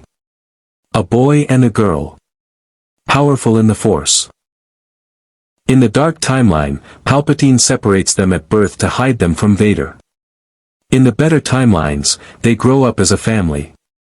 Anakin felt tears burning in his eyes, the first time he'd allowed himself to cry since his mother's death. I want that. I want the better timeline. Then choose it, Q said simply. The next time Palpatine offers you power, refuse. The next time fear whispers that you need to control everything, resist. The next time you have the opportunity to be honest instead of secretive, take it. The hyperspace tunnel began to collapse as the Resolute approached its destination. The mission to Ryloth awaited. The war continued. But something in Anakin had shifted, not resolved, not fixed, but given a glimpse of possibility beyond the nightmare futures that had haunted him. "Why are you helping me?" Anakin asked. "You said you wouldn't interfere." "I'm not interfering," Q said. "I'm offering perspective. What you do with that perspective is entirely your choice. That's the difference between manipulation. After witnessing what you become." "What I become?" Anakin turned sharply. "What does that mean?" Q studied him carefully. "The Mortis gods made me promise not to manipulate events. They didn't forbid me from sharing observations. So here's what I observe: you're standing at a crossroads, Anakin Skywalker. Every choice you make from this moment forward will echo across the galaxy for generations. The question is whether you'll make those choices out of love or out of fear." "They're the same thing," Anakin said quietly. "I love Padme. I fear losing her. How can you separate them?" "Ah, now that's the fundamental question, isn't it?" Q began to pace the observation deck, his hands clasped behind his back. "The Jedi say fear leads to the dark side. But they've made a critical error in their philosophy. They've conflated fear of loss with fear itself. One is a natural emotion. The other is a choice about how to respond to that emotion. I don't understand. Let me put it this way." Q stopped pacing, facing Anakin directly. "You fear Padme's death. That fear is legitimate. She's mortal, pregnant, and living in a galaxy at war. The Jedi would tell you to let go of that fear, to trust in the Force, to accept that death is a natural part of life. Very zen. Very detached. And completely useless to someone who actually loves another person."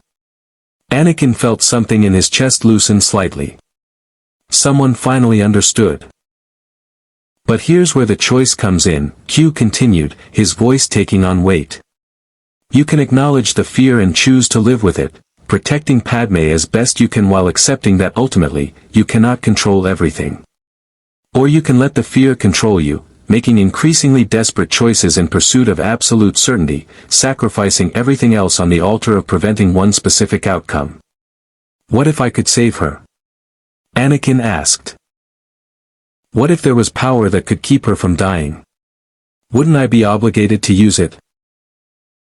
Desperation. "Why are you telling me this? If you know what happens, why not just prevent it?" "Because I made a promise to the Force," Q said.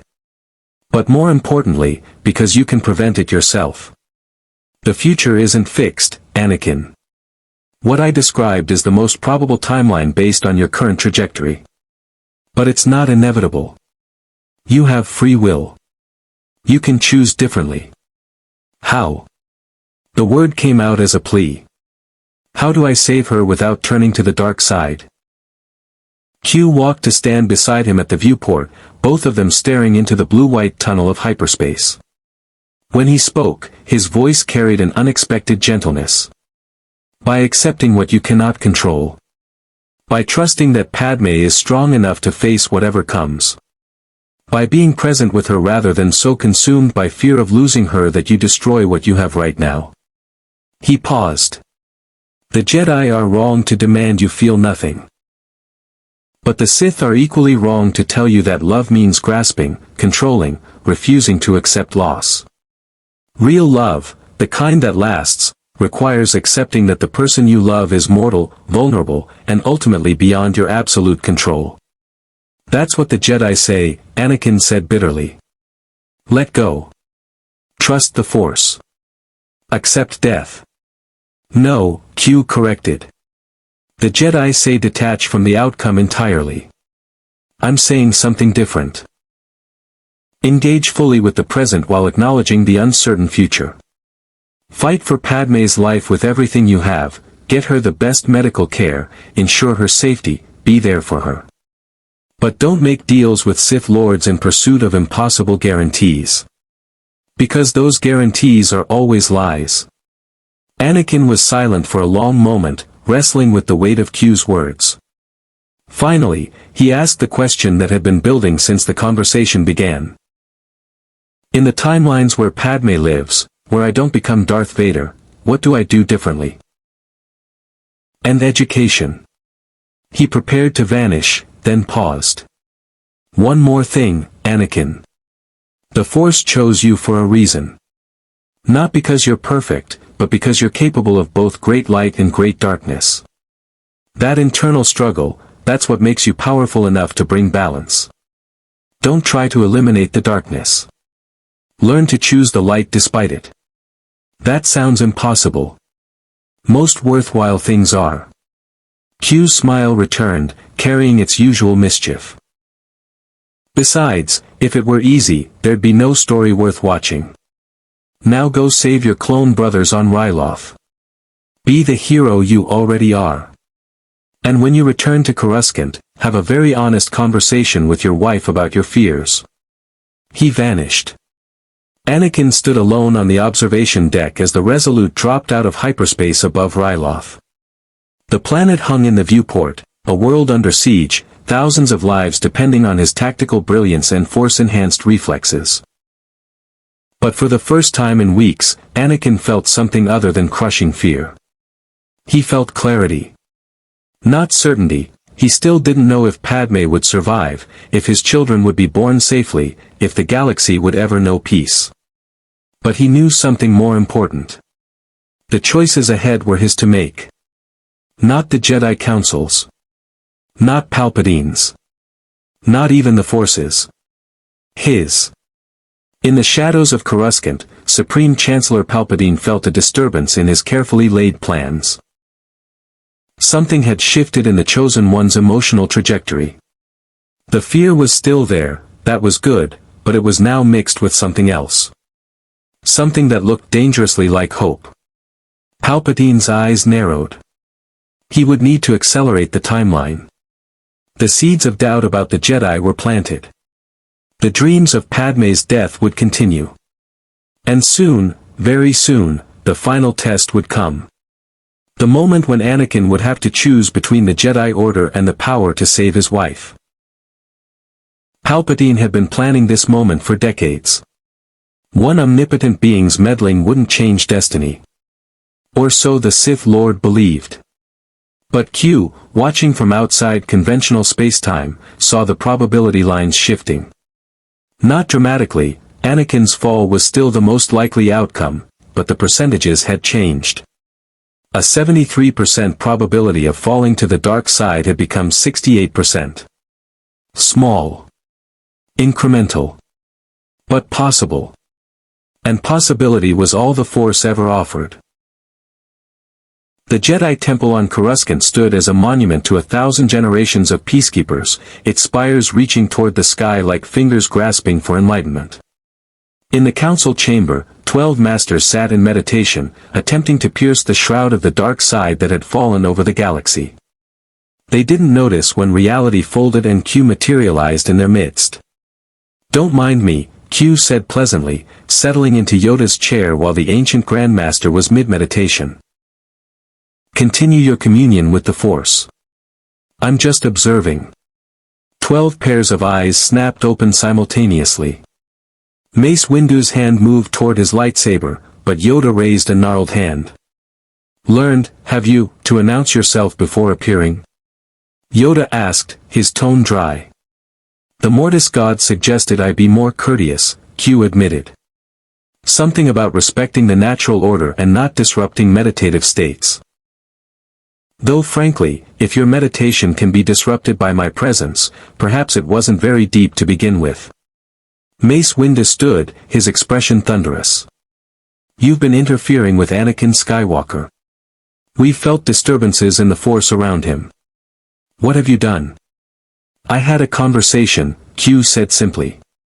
"Is dialogue forbidden in your order? I thought you Jedi valued communication." "You manipulate with words," Ki-Adi-Mundi accused. "Every interaction you've had with our people has been designed to test, to probe, to challenge our beliefs. Guilty as charged, Q agreed cheerfully.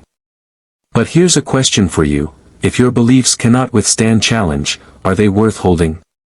If your philosophy crumbles under examination, perhaps the problem isn't the examination. Obi-Wan Kenobi, who'd been silent until now, spoke carefully.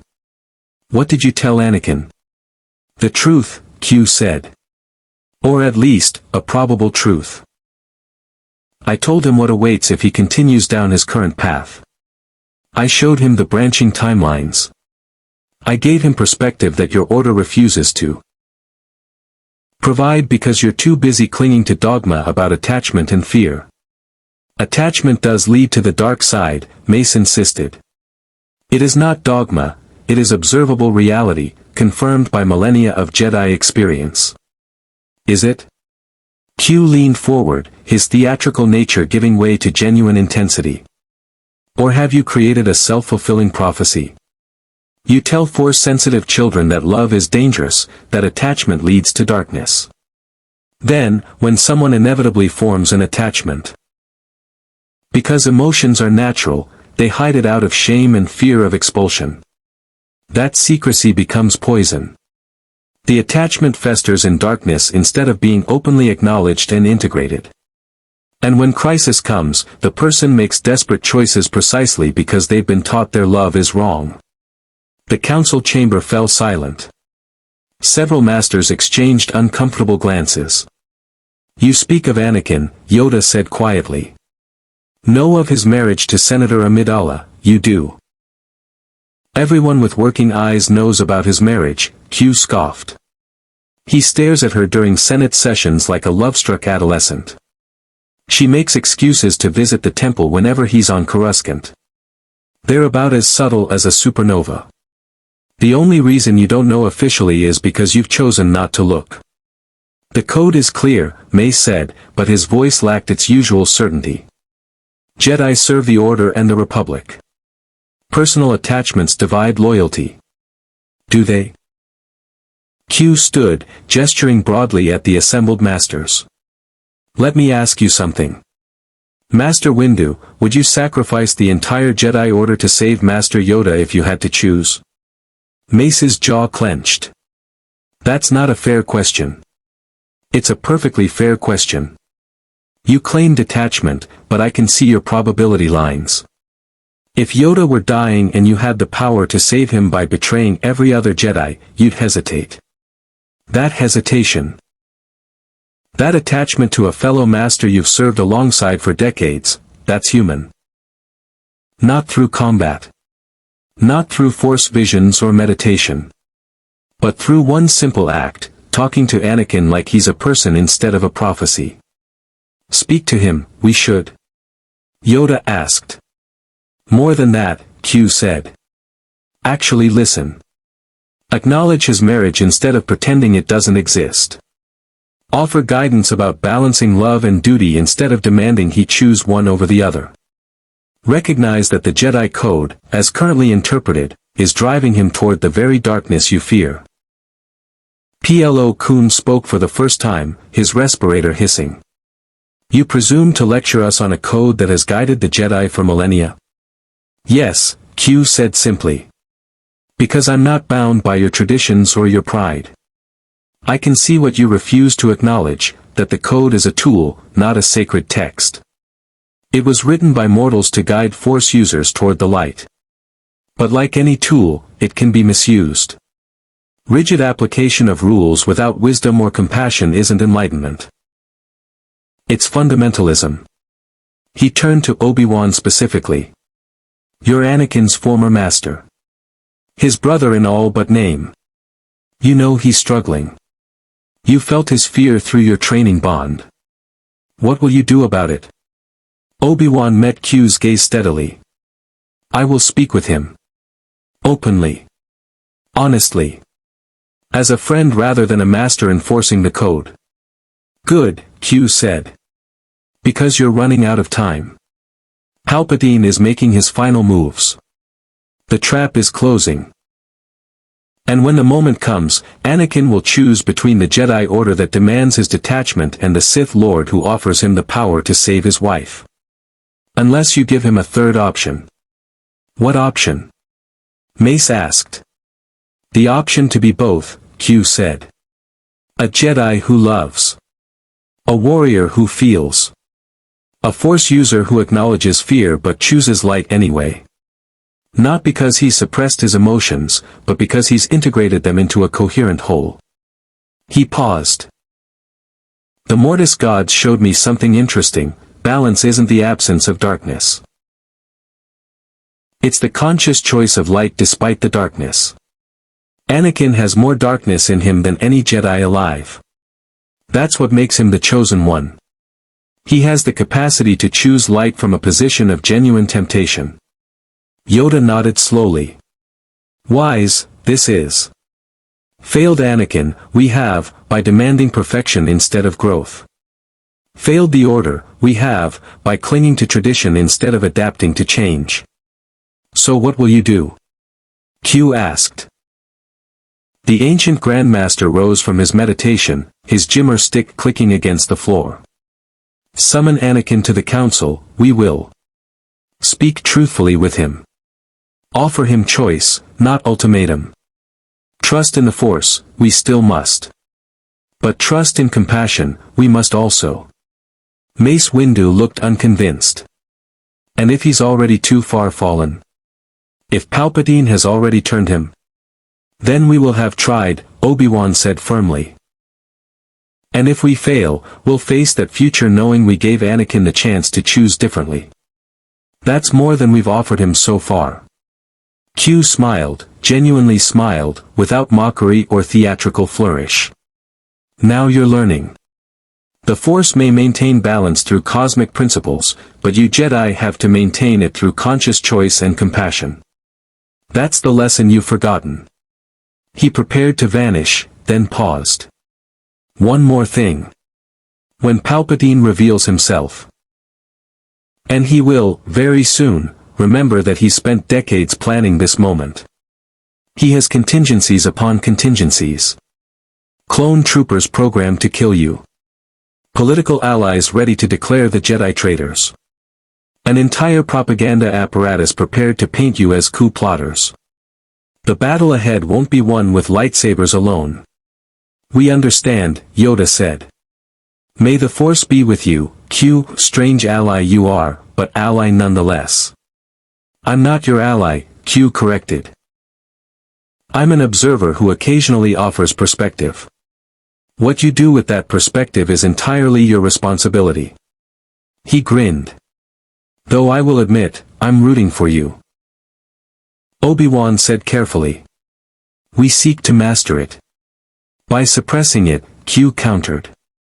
By teaching younglings that feeling too much is dangerous. By creating an environment where a young man cannot even admit he's married without facing expulsion. Tell me, Masters, what do you think Anakin will choose when forced to decide between the Jedi Order and his wife? The question hung in the air like a guillotine blade. The prophecy states he will bring balance to the Force, Mace said finally. We must trust in that. Must you? Q's voice turned cold. I've met your chosen one.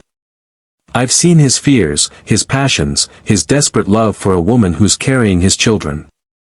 And I've seen what happens when desperate love meets Sith manipulation. Your prophecy will be fulfilled, Mace Windu. Anakin Skywalker will bring balance to the Force. But perhaps not in the way you imagine. He snapped his fingers. The council chamber's windows suddenly displayed a holographic projection. A vision of the future. The Jedi Temple burning. Clone troopers executing Jedi across the galaxy. Anakin, his eyes burning yellow with dark side corruption, kneeling before Emperor Palpatine. The council watched in horror as their entire order was systematically destroyed. This is one possible future, Q said quietly. The most probable future, based on current trajectories. Order 66, Palpatine calls it. A command buried in every clone trooper's programming that will turn your loyal soldiers into executioners. The Jedi Order will fall in a single night. And Anakin Skywalker, your chosen one, will lead the assault on this very temple. The vision shifted, showing Padme dying, her last words asking why Anakin had fallen. Showing twins separated at birth. Showing decades of Imperial tyranny enforced by Darth Vader. "Turn it off," Mace demanded, his voice shaking. "We've seen enough." Q dismissed the vision with a wave. "You needed to see it. Because here's the terrible truth, Masters, this future is preventable. Or Corran. Or whatever your species is. The point stands." He turned to Obi-Wan. "And you, Kenobi. You love Anakin like a brother. You'd burn the galaxy to save him if push came to shove. Don't pretend otherwise. I've seen the timelines where you have to make that choice." Obi-Wan's expression remained carefully neutral, but Q saw the truth in his eyes.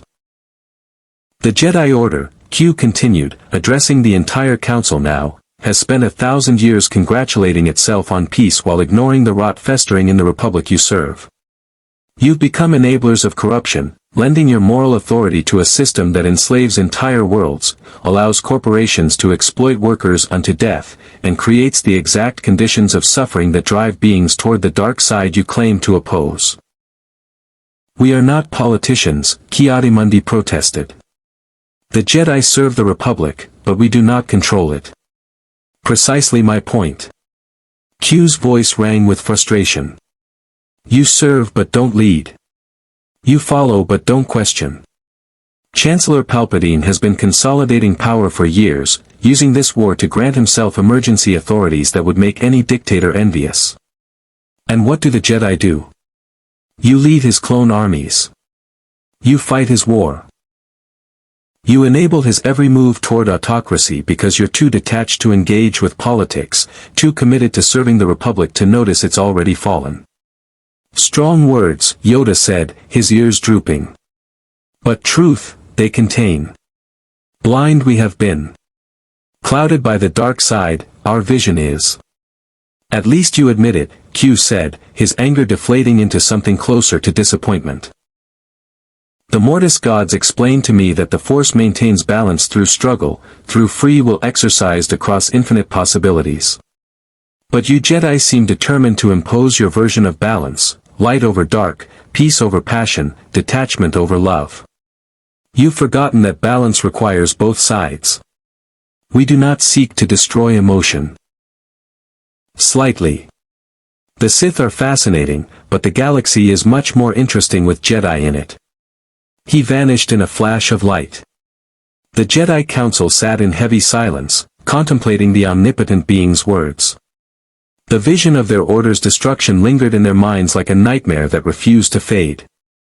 "Summon Anakin," Mace Windu said finally. "Immediately. We'll speak with him tonight." "And if the conversation goes poorly?" Shaak Ti asked. "Then we face what comes," Obi-Wan said quietly. "Together. As Jedi should." As the council made their plans, Q reappeared in the Chancellor's office. Palpatine looked up from his desk, unsurprised. "You warned them," the Sith Lord said flatly. "I gave them perspective," Q corrected. "What they do with it remains to be seen. You still have every advantage, Sidious. Your programming in the clones. Your political capital. Your decades of manipulation. The Jedi knowing danger is coming doesn't mean they can prevent it." "Why tell me this?" Palpatine asked suspiciously. "Because I want both sides fighting at full strength," Q said simply. "A contest between informed opponents is far more interesting than watching one side walk blindly into a trap. Now the Jedi know what's coming. You know they know. Let's see which side adapts better." Palpatine's smile turned predatory. "You've made this a true test." "I've made this fair," Q said. "Well, as fair as a conflict between a Sith Lord with unlimited political power and a Jedi Order bound by their own code can be. Should be entertaining either way." He vanished again, leaving Palpatine alone with his dark thoughts. The Sith Lord considered the new variables, then smiled. The Jedi, knowing danger was coming, actually helped his plans. Paranoid Jedi might make mistakes. Might move against him prematurely. Might give him exactly the justification he needed to declare them traitors. Let them try to change destiny. The dark side would prevail regardless. Or so both sides believed as they prepared for the confrontation that would decide the fate of the galaxy. The confrontation came sooner than anyone expected. Anakin Skywalker stood in the Chancellor's private theater box at the galaxy's opera house, the swirling colors of the Mon Calamari ballet reflecting off the water below. He'd come at Palpatine's urgent request, expecting another discussion of military strategy. Instead, he found himself listening to a story that made his blood run cold. Did you ever hear the tragedy of Darth Plagueis the Wise? Palpatine asked, his voice carrying over the haunting music. Anakin shook his head, though something in his gut told him he needed to leave. Now. Before whatever came next. I thought not. It's not a story the Jedi would tell you. It's a Sith legend. Palpatine's eyes gleamed in the dim light. Darth Plagueis was a Dark Lord of the Sith, so powerful and so wise he could use the Force to influence the midichlorians to create life. He had such a knowledge of the dark side that he could even keep the ones he cared about from dying. The words struck like physical blows. Anakin's recent nightmares, Padme dying in childbirth, surged to the forefront of his mind. He could actually save people from death. The dark side of the Force is a pathway to many abilities some consider to be unnatural, Palpatine said smoothly. He became so powerful, the only thing he was afraid of was losing his power, which eventually, of course, he did. Unfortunately, he taught his apprentice everything he knew, then his apprentice killed him in his sleep. Ironic. He could save others from death, but not himself.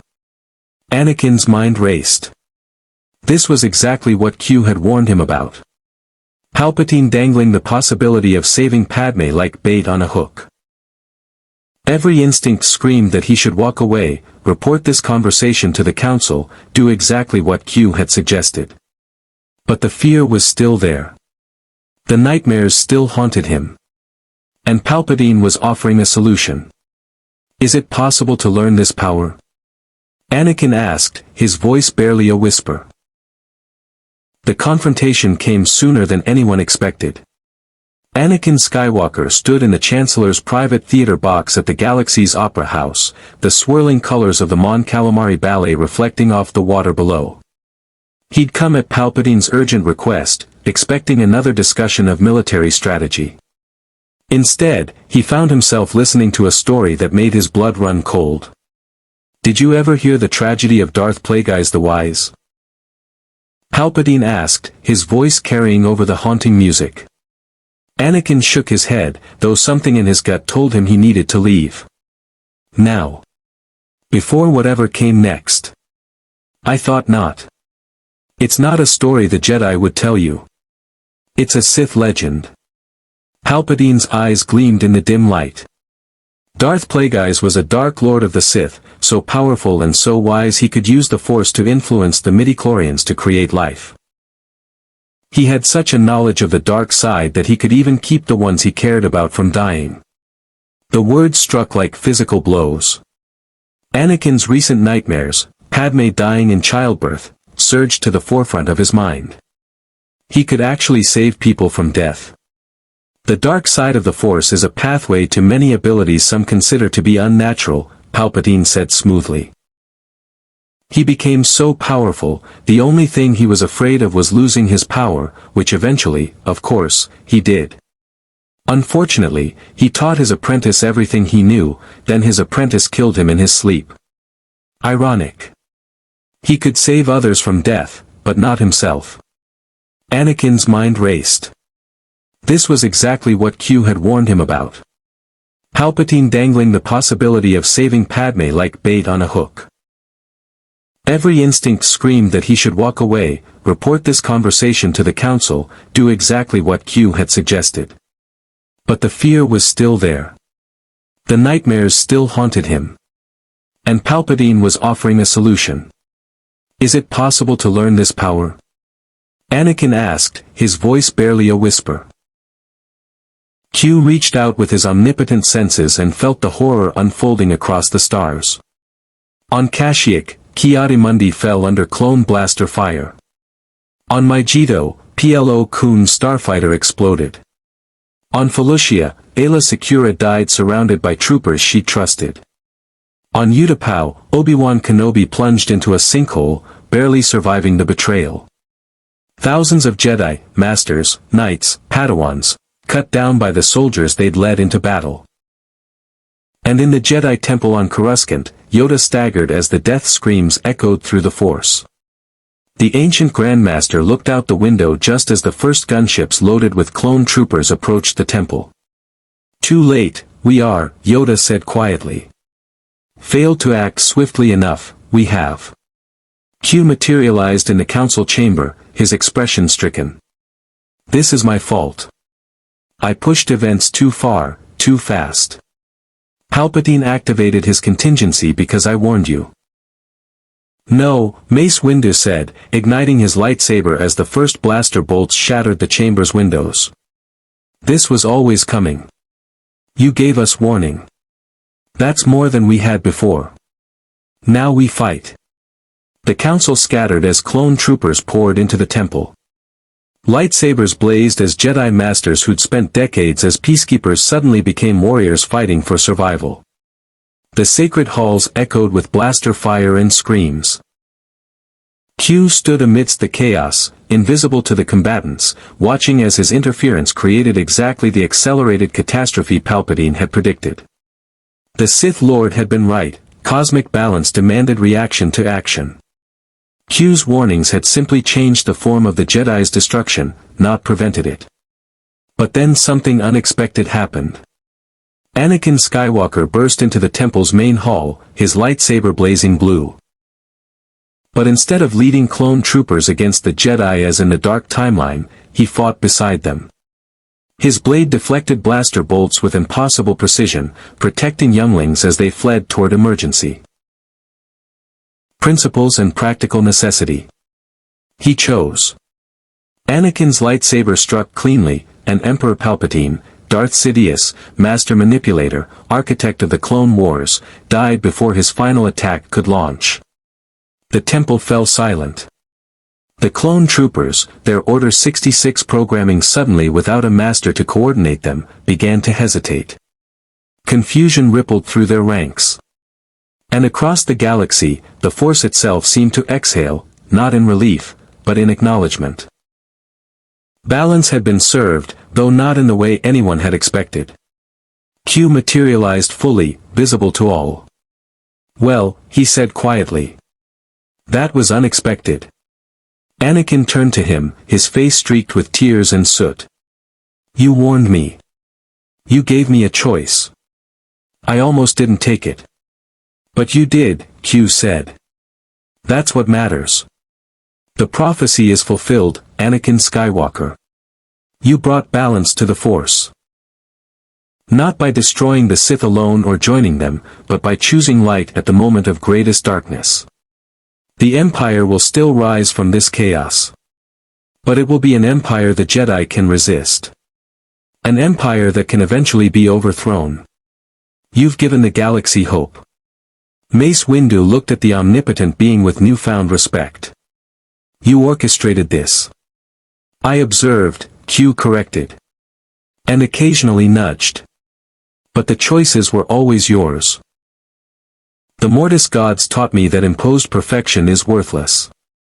What happened here tonight, Anakin's choice, your sacrifice, the survival of the younglings, that was earned through free will and courage. It has meaning because you chose it. Yoda hobbled forward, his ancient face lined with grief but also determination. Many Jedi, we have lost. But survivors remain. Rebuild, we will. Different from before, but rebuild nonetheless. The Republic is finished, Obi-Wan said, arriving with a group of rescued younglings. The Senate will crown a new emperor within days. The clones still outnumber us. We've won this battle but lost the war. Palpatine turned to face him fully, and in that moment, reality itself seemed to fracture. Q materialized between them, invisible to both men but observing with absolute focus. He'd promised not to interfere, but observing the precise moment when destiny balanced on a knife's edge required proximity. Every probability line in the galaxy converged on this conversation, this choice, this instant. Not from a Jedi, Palpatine said, and Q could see the dark satisfaction in his Force signature. The Sith Lord believed he'd won. Anakin stood frozen, torn between desperate hope and instinctive revulsion.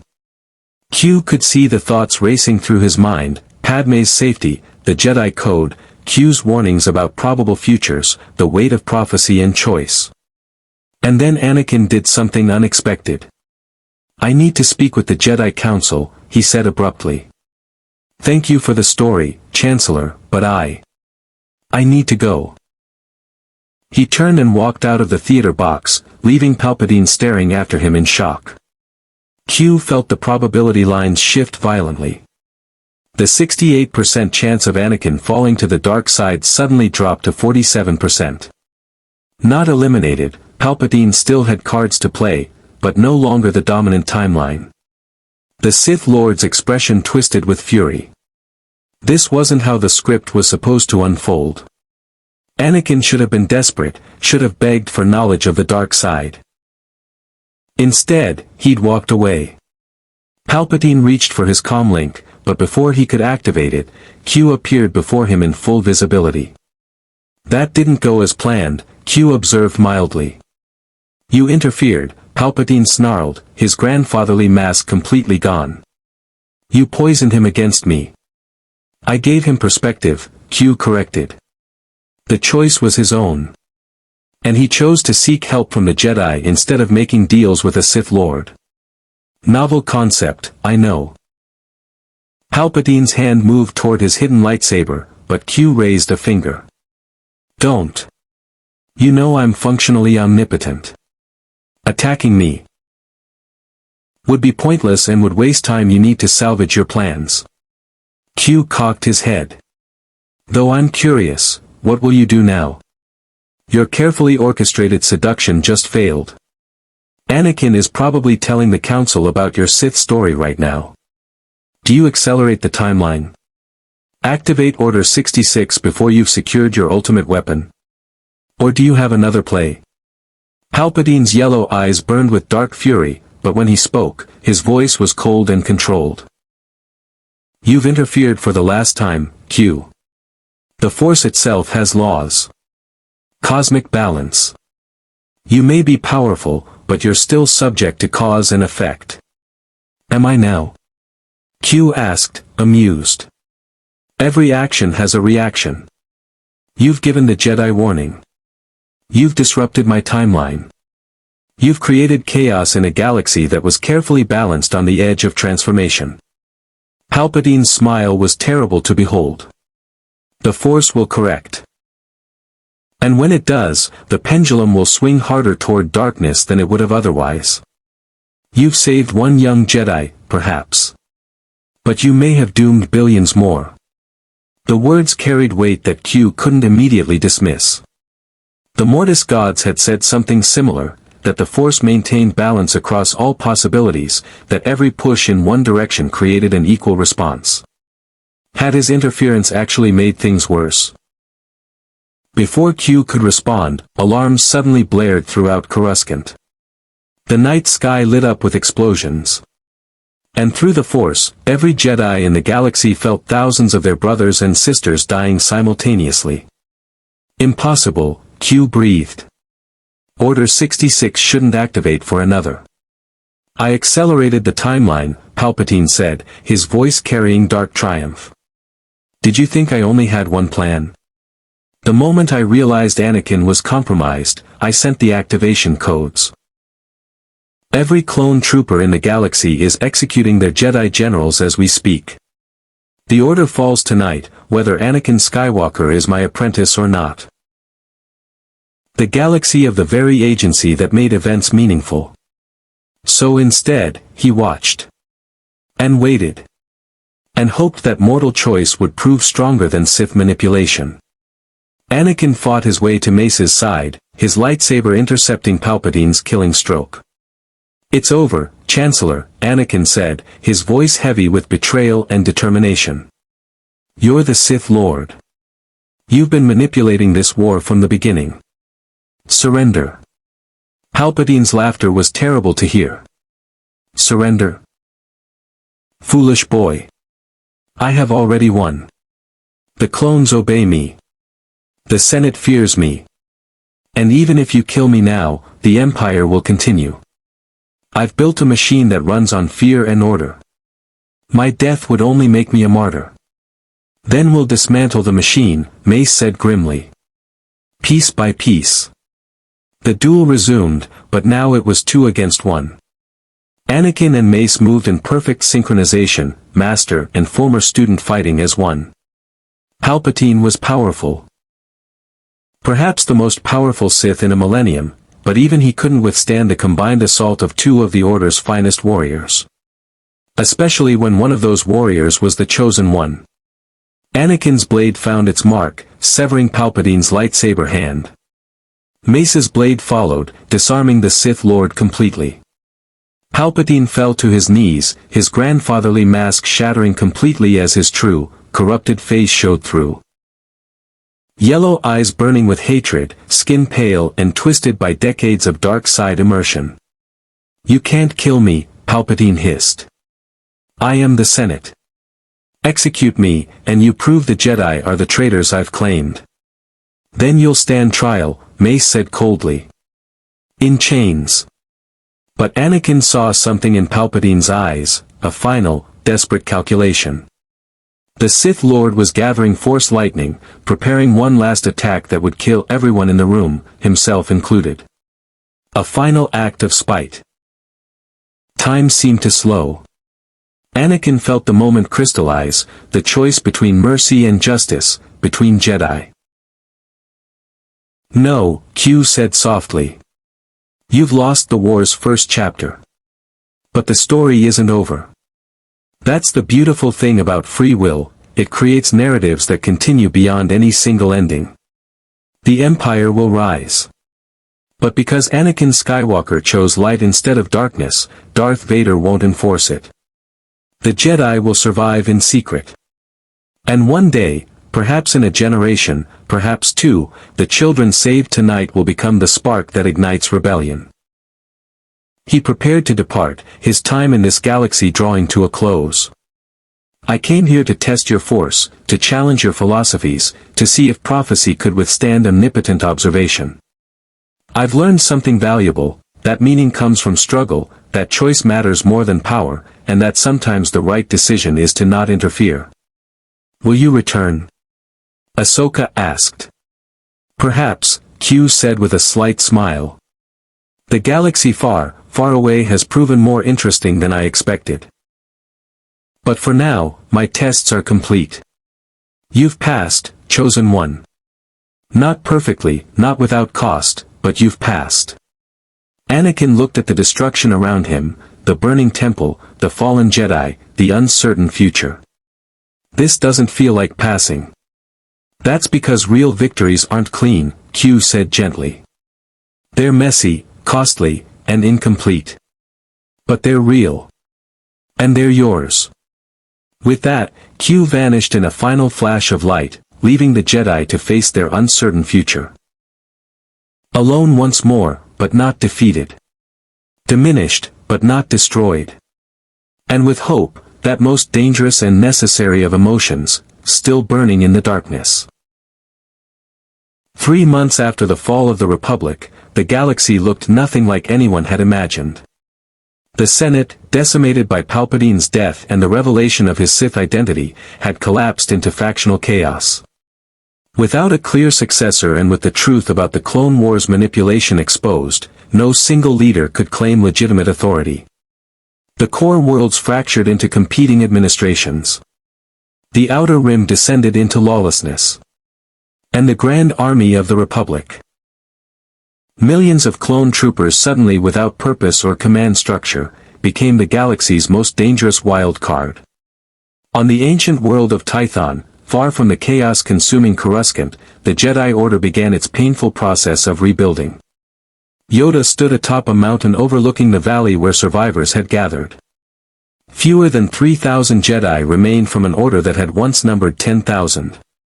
Masters, knights, Padawans, and younglings.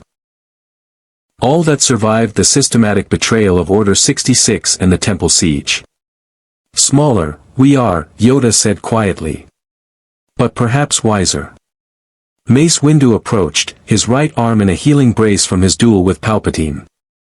The Senate's provisional government has branded us traitors. Clone commanders loyal to Palpatine's memory are hunting survivors. We're refugees in our own galaxy. And yet, alive we remain, Yoda countered. Because of choices made in darkest hour. Because Anakin Skywalker chose light instead of darkness. Because you chose to evacuate younglings instead of pursuing vengeance. Because Obi-Wan chose to warn others instead of hiding. Below them, the valley bustled with activity. Temporary shelters constructed from salvaged materials. Training grounds where Padawans practiced lightsaber forms under the watchful eyes of surviving masters. Medical tents where healers worked to save those injured in the evacuation.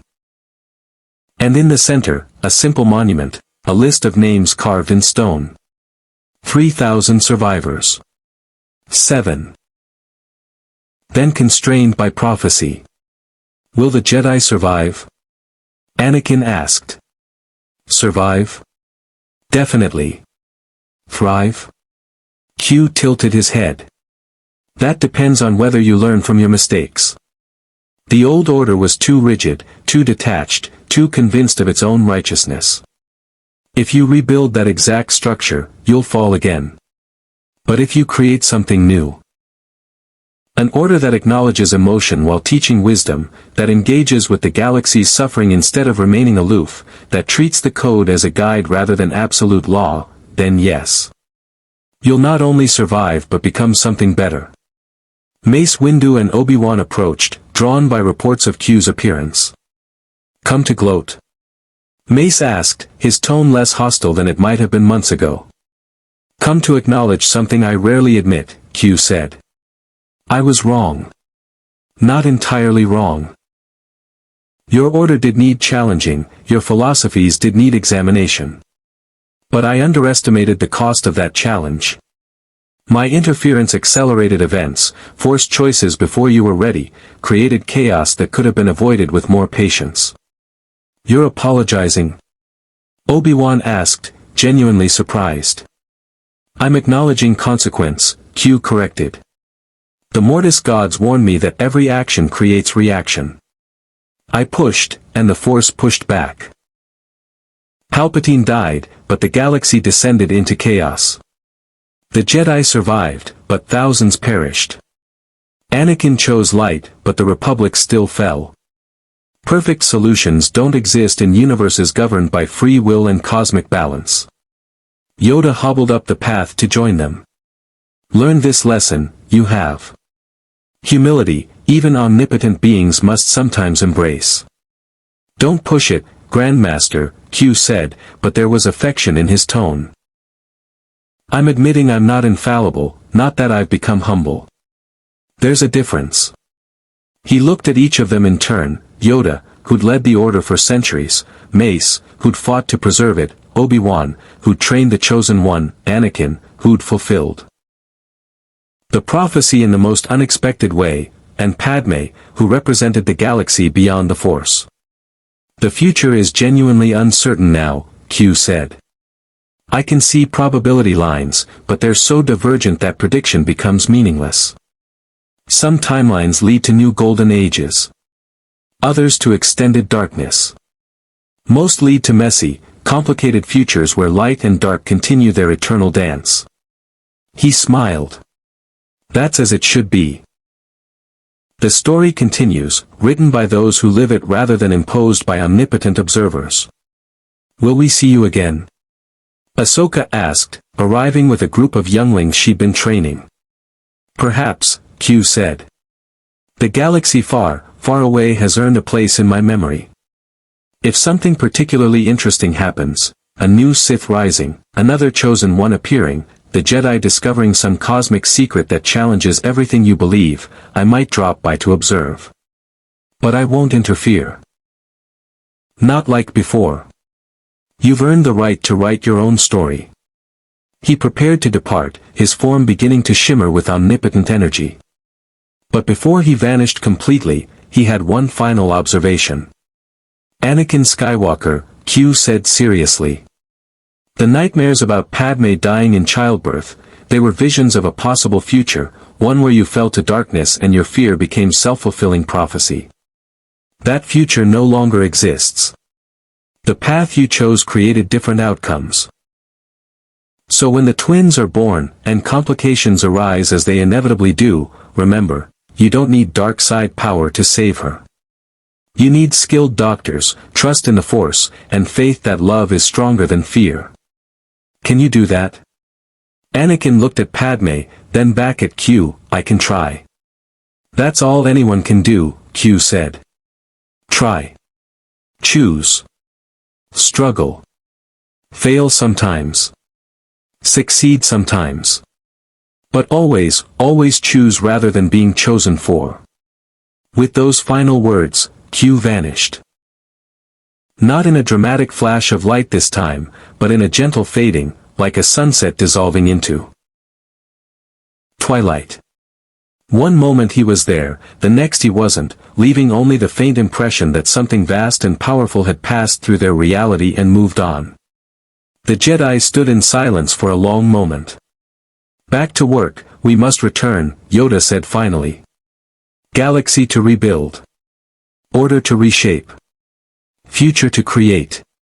As the group dispersed, Anakin remained on the mountain path with Padme, looking out at the valley of survivors below. Do you think we'll succeed? Padme asked. Rebuilding from this? Creating something better? I don't know, Anakin admitted.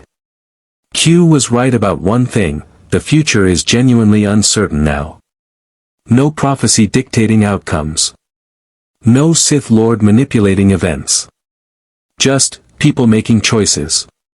Some good, some bad, most somewhere in between. That's terrifying, Padme said. That's freedom, Anakin corrected. He placed his hand over hers, feeling the movement of their children within. The twins will grow up in a galaxy without guaranteed destiny. They'll have to forge their own paths. Make their own mistakes. Find their own light. Like their father did, Padme said softly. Anakin smiled, genuinely smiled, without the shadow of fear that had haunted him for so long. Yeah. Like their father did. Far above them, beyond the atmosphere of Tython, beyond the galaxy itself, in a realm where omnipotent beings observed the infinite possibilities of the multiverse, Q appeared before his fellow members of the Q Continuum. Well, another Q asked. Did you find what you were looking for in that quaint galaxy with its mystical force? I found something better, Q said. I found beings who understand that meaning comes from struggle, that choice matters more than power, and that sometimes the greatest act of strength is accepting what you cannot control. They have a cosmic energy that maintains balance through subtle influence rather than direct imposition. It's elegant. Restrained. Everything the Continuum used to be before we became two. Twilight. One moment he was there, the next he wasn't, leaving only the faint impression that something vast and powerful had passed through their reality and moved on. The Jedi stood in silence for a long moment. Back to work, we must return, Yoda said finally. Galaxy to rebuild. Order to reshape. Future to create. As the group dispersed, Anakin remained on the mountain path with Padme, looking out at the valley of survivors below. Do you think we'll succeed? Padme asked. Rebuilding from this? Creating something better? I don't know, Anakin admitted. Q was right about one thing, the future is genuinely uncertain now. No prophecy dictating outcomes. No Sith Lord manipulating events. Just, people making choices. Some good, some bad, most somewhere in between. That's terrifying, Padme said. That's freedom, Anakin corrected. He placed his hand over hers, feeling the movement of their children within. The twins will grow up in a galaxy without guaranteed destiny. They'll have to forge their own paths. Make their own mistakes. Find their own light. Like their father did, Padme said softly. Anakin smiled, genuinely smiled, without the shadow of fear that had haunted him for so long. Yeah. Like their father did. Far above them, beyond the atmosphere of Tython, beyond the galaxy itself, in a realm where omnipotent beings observed the infinite possibilities of the multiverse, Q appeared before his fellow members of the Q Continuum. Well, another Q asked. Did you find what you were looking for in that quaint galaxy with its mystical force? I found something better, Q said. I found beings who understand that meaning comes from struggle, that choice matters more than power, and that sometimes the greatest act of strength is accepting what you cannot control.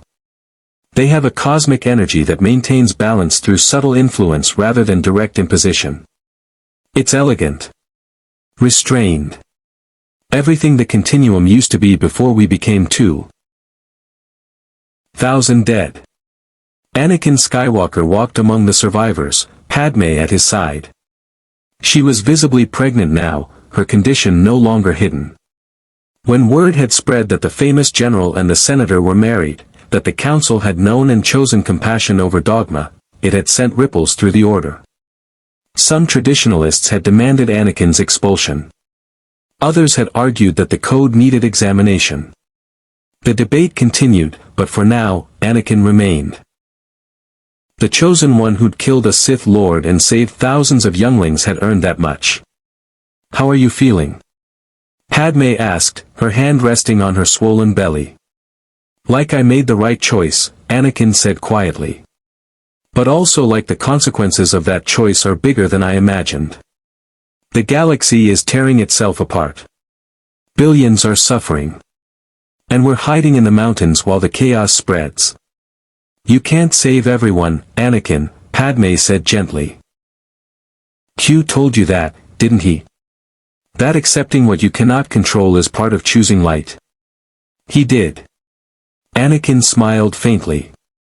I wonder if he's watching right now. Omnipotent beings probably don't have better entertainment options. As if summoned by the mention of his name, Q materialized beside them on the mountain path. Both Anakin and Padme jumped. You know, Q said conversationally, I really should stop doing that. The dramatic entrances are satisfying, but they're becoming predictable. He nodded to Padme. Senator Amidala. Congratulations on the twins. They'll be quite powerful in the Force, you know. Especially the boy. You're here to observe the aftermath of your test.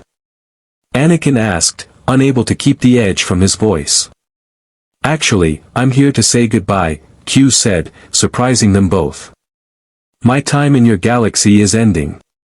The questions I came to answer have been answered. The Force is real, operates on principles I find philosophically fascinating, and maintains balance through mechanisms far more subtle than I initially understood. Your chosen one prophecy was fulfilled, not through predetermined destiny, but through free will exercised at the crucial moment. Satisfying conclusion all around. The galaxy is in chaos, Padme said. Trillions are suffering. You call this satisfying? I call it meaningful, Q corrected. Suffering that results from genuine choice has weight. It matters. If I'd simply imposed utopia with omnipotent force, none of this would mean anything. But you, he gestured to Anakin. You chose to walk away from power that could have saved your wife with certainty. You chose trust over control. And that choice created ripples that saved thousands of others. But not everyone, Anakin said quietly. No. Not everyone. Q's expression grew somber. 7,000 Jedi died. Billions more will suffer in the chaos that follows. Warlords will rise. Systems will burn. The galaxy's recovery will take decades, perhaps generations. That's the cost of free will, Anakin. Real choice means real consequences. Padme stepped forward. Then why allow choice at all? If you're omnipotent, why not just fix everything? Because fixed isn't the same as earned, Q said.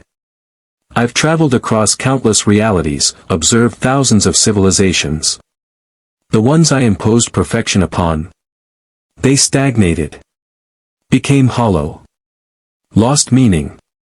But the ones that struggled, that made mistakes and learned from them, that earned their progress through blood and sacrifice. He smiled.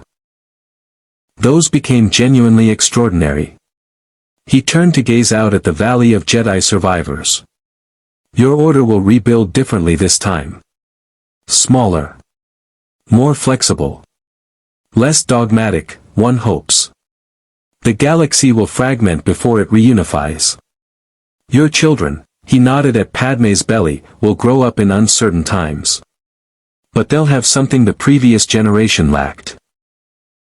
Parents who chose love without shame, an order that learned compassion matters as much as discipline, and a future that's genuinely open rather. Powerful to care. You've changed, the other Q observed. Perhaps, Q admitted.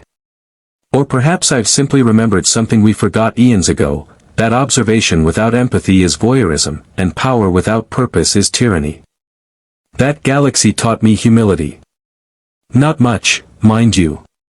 But enough. Will you return? Q looked back at the distant galaxy, at the tiny pinpricks of light that represented billions of beings struggling to survive, to love, to choose their own destinies against impossible odds. Eventually, he said. Their story isn't finished. The Jedi will rebuild. The galaxy will reunify. Anakin's children will grow to face challenges their father never imagined. And through it all, the Force will maintain its mysterious balance, that beautiful tension between light and darkness, destiny and free will, cosmic order and mortal chaos. He smiled, that mischievous expression that had launched 1,000 tests across 1,000 realities. Yes, Q said quietly. I'll return. After all, every good story deserves a sequel. And the galaxy far, far away. It's become one of my favorites. With that, Q departed, leaving the Star Wars galaxy to write its own future, messy, uncertain, and gloriously free. The Force had existed for billions of years, flowing through all living things, maintaining balance between light and darkness with the patience of eternity. It had witnessed the rise and fall of countless civilizations, the birth and death of stars, the endless cycle of creation and destruction that defined existence itself. And then, for one brief moment in cosmic time, an omnipotent being from beyond the stars had arrived to test whether prophecy could withstand observation, whether destiny could coexist with free will, whether a mystical energy field could impress someone who could reshape reality with a thought. Q had come seeking answers. He'd found questions instead, better questions than he'd known to ask. The Jedi Order survived, diminished but wiser. The Republic fell, but tyranny was not inevitable. Anakin Skywalker fulfilled his prophecy not by destroying the Sith alone, but by choosing light at the moment when darkness offered everything he feared to lose. And the galaxy continued its eternal struggle between order and chaos, finding meaning not in perfect solutions but in imperfect choices. Q had learned that omnipotence meant nothing without empathy, that power without purpose was hollow, and that sometimes the greatest act of wisdom was choosing not to interfere. The Mortis gods had taught him respect for cosmic balance. The Jedi had taught him the value of choice. Anakin Skywalker had taught him that prophecy and free will were not opposed but complementary, that destiny meant nothing unless freely chosen. And in the end, Q departed the galaxy far, far away, having gained something omnipotent beings rarely acquired, genuine respect for beings far less powerful than himself. The Force would continue. The Jedi would rebuild. The galaxy would forge new futures from the ashes of old mistakes. And somewhere, In a dimension beyond conventional spacetime, Q would watch with the satisfaction of someone who'd witnessed something genuinely extraordinary. Not because he'd imposed perfection, but because he'd allowed imperfection to flourish. Not because he'd answered every question, but because he'd learned which questions mattered. And not because the story had ended, but because it had truly, finally, begun. May the Force be with you. More stories await.